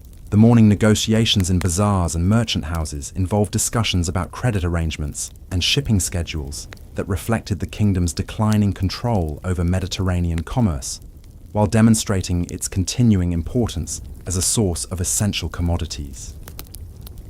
Educational institutions throughout Egypt struggled to prepare students for careers in a political environment that required skills previous generations had never needed to develop. Young Egyptians studying administrative procedures discovered that their training needed to address scenarios involving foreign oversight and cultural preservation. Greek settlers learning Egyptian traditions found themselves maintaining customs that might provide continuity if political circumstances continued deteriorating. The artistic achievements during Cleopatra's youth demonstrated both the continued creativity of Egyptian cultural traditions and growing external influences that challenged traditional aesthetic principles. Royal commissions included monuments celebrating pharaonic history, while acknowledging contemporary political realities that required diplomatic sensitivity. Egyptian artists working on palace decorations incorporated design elements acceptable to foreign observers while preserving traditional motifs that embodied cultural values threatened by political pressure. Foreign policy during the final decades of meaningful Ptolemaic independence required diplomatic skills that surpassed anything earlier rulers had needed to develop. Egyptian negotiators found themselves managing relationships with Roman officials, who viewed Egypt primarily as a source of revenue, while maintaining connections with other client kingdoms, facing similar pressures from expanding Roman influence throughout the Eastern Mediterranean. Economic policies implemented during this era reflected attempts to maintain governmental functions while acknowledging that traditional revenue sources had been compromised by foreign competition or constrained by diplomatic agreements limiting Egyptian autonomy. Royal monopolies on industries like papyrus production faced challenges from alternative suppliers who could offer Roman customers better terms without political complications accompanying Egyptian trade relationships. Cultural developments during this period reflected both the resilience of Egyptian intellectual traditions and growing external pressures that challenged traditional approaches to art, literature, and scholarship. Royal patronage continued supporting projects that maintained the kingdom's reputation as a center of learning, but these initiatives now served primarily to preserve traditions, rather than advance new forms of cultural expression that might influence Mediterranean developments. Administrative innovations developed during these challenging decades demonstrated sophisticated understanding of governmental problems facing late Ptolemaic rule, while also revealing limitations of ancient bureaucratic systems when confronted with external oversight and diplomatic constraints restricting traditional royal prerogatives. New procedures for tax collection and legal administration attempted to maintain efficiency while satisfying foreign observers whose approval had become essential for continued independence. The evening ceremonies in Alexandria's temples during Cleopatra's childhood included prayers reflecting both devotion to the dynasty and concern about the kingdom's ability to preserve cultural synthesis that had made Egyptian civilization distinctive. Priests who had once celebrated Pharaoh's victories now offered supplications for divine wisdom in maintaining traditions that seemed increasingly fragile under external political pressure. Yet even as political foundations of independent Ptolemaic rule continued eroding under pressures that no diplomatic skill could permanently address, the intellectual and artistic achievements of the dynasty continued influencing cultural development throughout the Mediterranean world.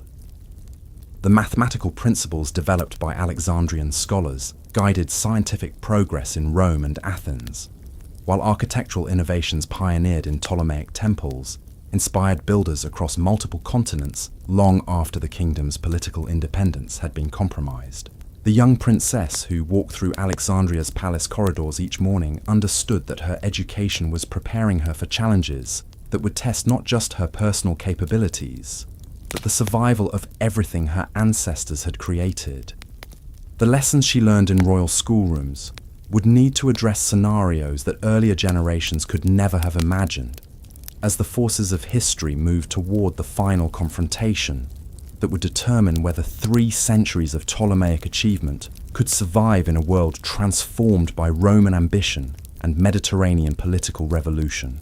The ascension of Cleopatra VII to the throne in 51 BCE marked the beginning of the final act in the 3-century drama of Ptolemaic rule. At 18, she possessed an intellect sharpened by the finest education the ancient world could provide. Yet she also inherited a kingdom whose survival depended entirely on navigating the treacherous currents of Roman civil war that were reshaping the Mediterranean world. The morning routine that began each day of her reign revealed the extraordinary complexity of ruling Egypt in this twilight period. Before sunrise, scribes would arrive at her private chambers carrying correspondence that might determine the fate of her kingdom.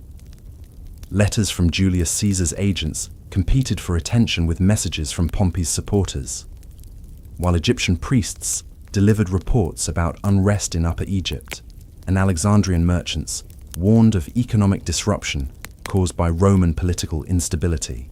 In the palace council chamber where Cleopatra held her dawn conferences, advisors spoke in hushed tones about military movements that could either preserve Egyptian independence or destroy it entirely. Roman legions marched across distant battlefields, while their commanders decided Egypt's future without consulting Pharaoh's wishes. The young queen's breakfast conversations involved analyzing intelligence reports about which Roman faction was gaining advantage, calculating how quickly she could shift her kingdom's allegiance without appearing treacherous to either side.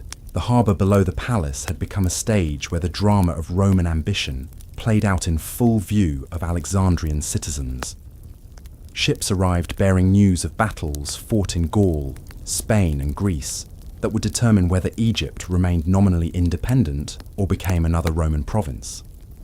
The morning activities of dock workers and merchants reflected their growing awareness that their prosperity depended less on Pharaoh's policies than on decisions made in distant Roman Senate chambers or military camps. Egyptian farmers throughout the Nile Valley continued their ancient rhythms of cultivation, yet even their daily labor was influenced by political developments beyond their understanding.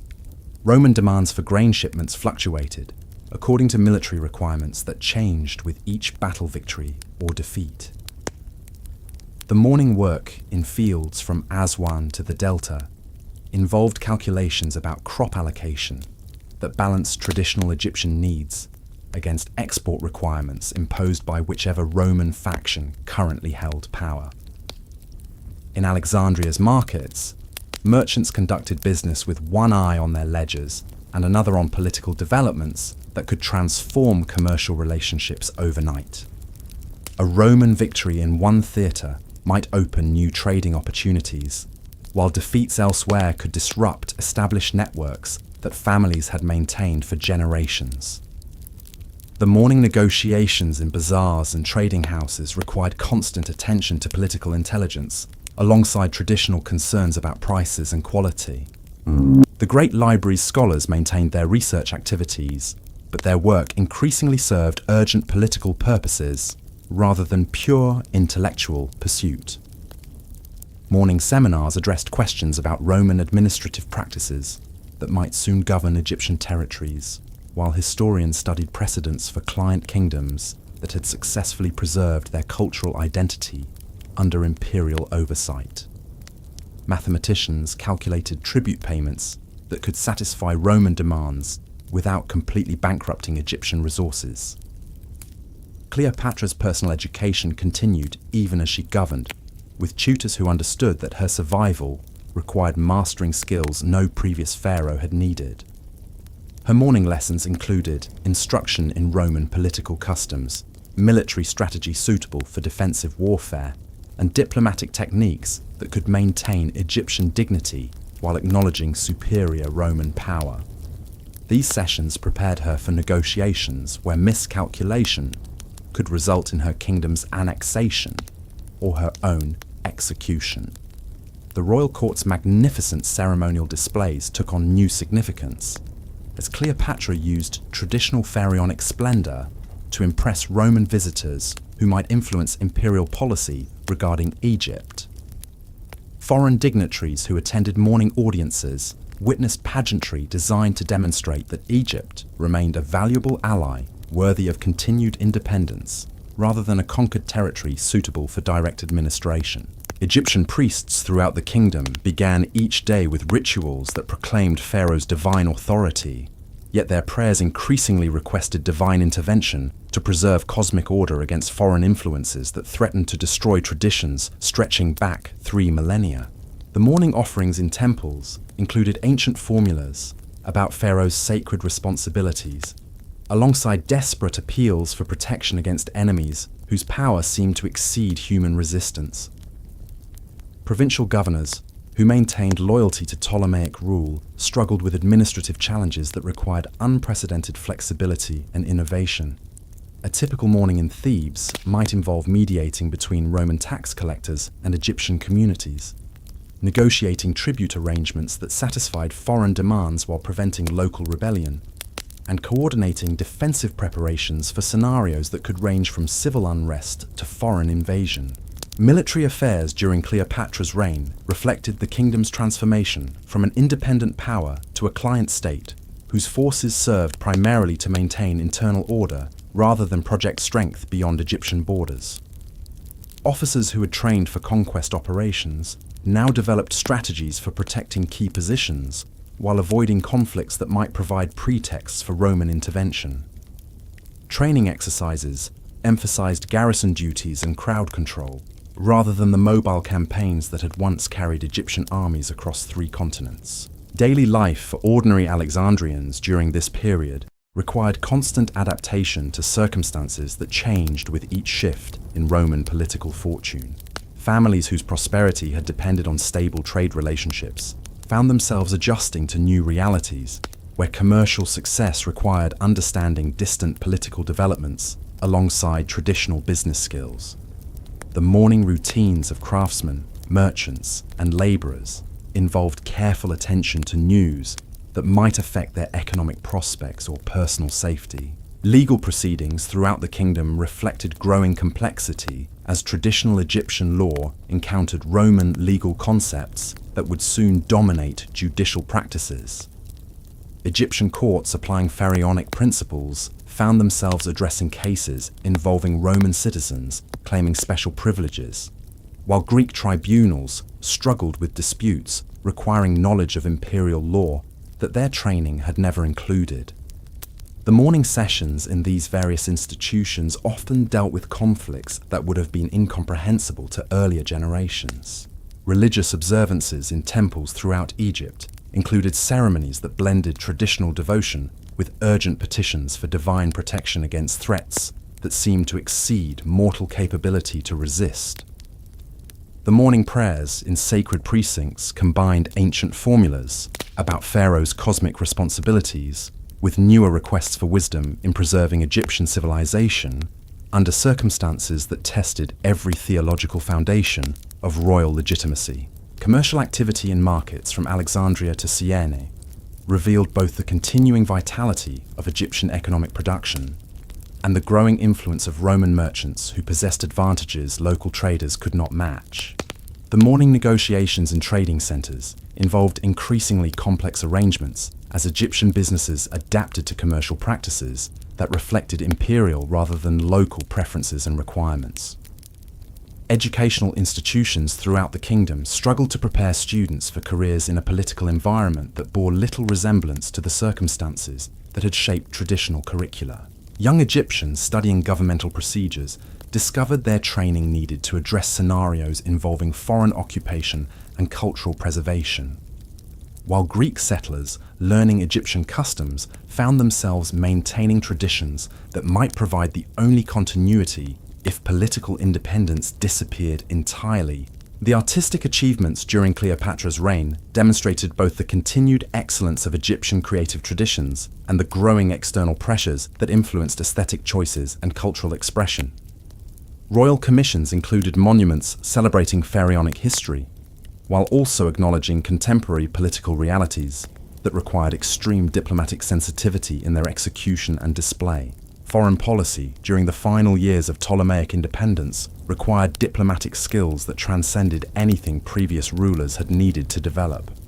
Cleopatra found herself managing relationships with Roman commanders who viewed Egypt primarily as a strategic asset and source of revenue, while also maintaining connections with other client rulers who faced similar challenges in preserving nominal autonomy under imperial oversight. Economic policies implemented during this era reflected desperate attempts to maintain governmental functions, while acknowledging that traditional revenue sources had been severely compromised by Roman demands and commercial competition.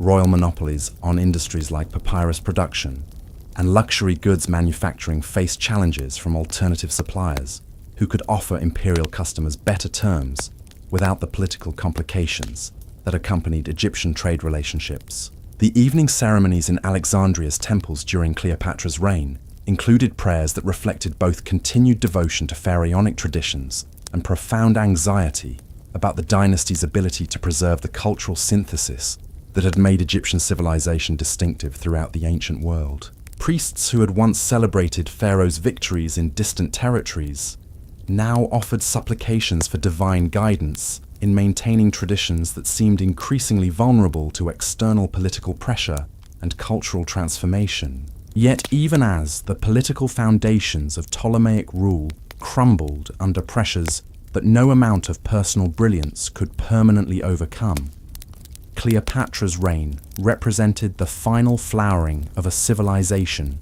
that had successfully blended Egyptian wisdom with Greek innovation for 3 centuries. Her intellectual achievements, diplomatic skills, and cultural patronage demonstrated that the synthesis created by her ancestors could still produce remarkable results even under the most challenging circumstances. The young queen who walked through Alexandria's palace corridors each morning understood that her reign would determine whether the remarkable achievements of Ptolemaic civilization could survive the transformation that Roman conquest would inevitably bring. The decisions made in royal councils during these final decades would influence how history remembered not just her personal story, but the entire legacy of a dynasty that had created one of the ancient world's most sophisticated and cosmopolitan civilizations. As the lighthouse of Alexandria continued to guide ships into the harbour each night, its beam illuminated waters where Roman vessels appeared with increasing frequency, carrying soldiers and administrators who would soon transform Egypt from an independent kingdom into an imperial province. The light that had once symbolized Egyptian cultural and political leadership now marked the final moments of 3 millennia of pharaonic rule, as the forces of history completed their inexorable movement toward the climactic events that would end the age of the Ptolemies and begin Egypt's long centuries as part of the Roman Empire. As the last rays of sunlight fade over Alexandria's harbour this evening, we reach the end of our journey through 3 centuries of Ptolemaic rule. From Ptolemy, the first's brilliant synthesis of Greek innovation and Egyptian tradition, to Cleopatra, the 7th's final desperate struggle against Roman conquest, we have witnessed the rise and fall of a dynasty that transformed the ancient world. The lighthouse that once guided ships from every corner of the Mediterranean now stands silent, its beam extinguished forever, marking the end of an extraordinary civilization that proved human ingenuity could bridge any cultural divide. Thank you for sharing this peaceful exploration of history's most fascinating royal family. Sweet dreams, and may your rest be filled with the wisdom of ages.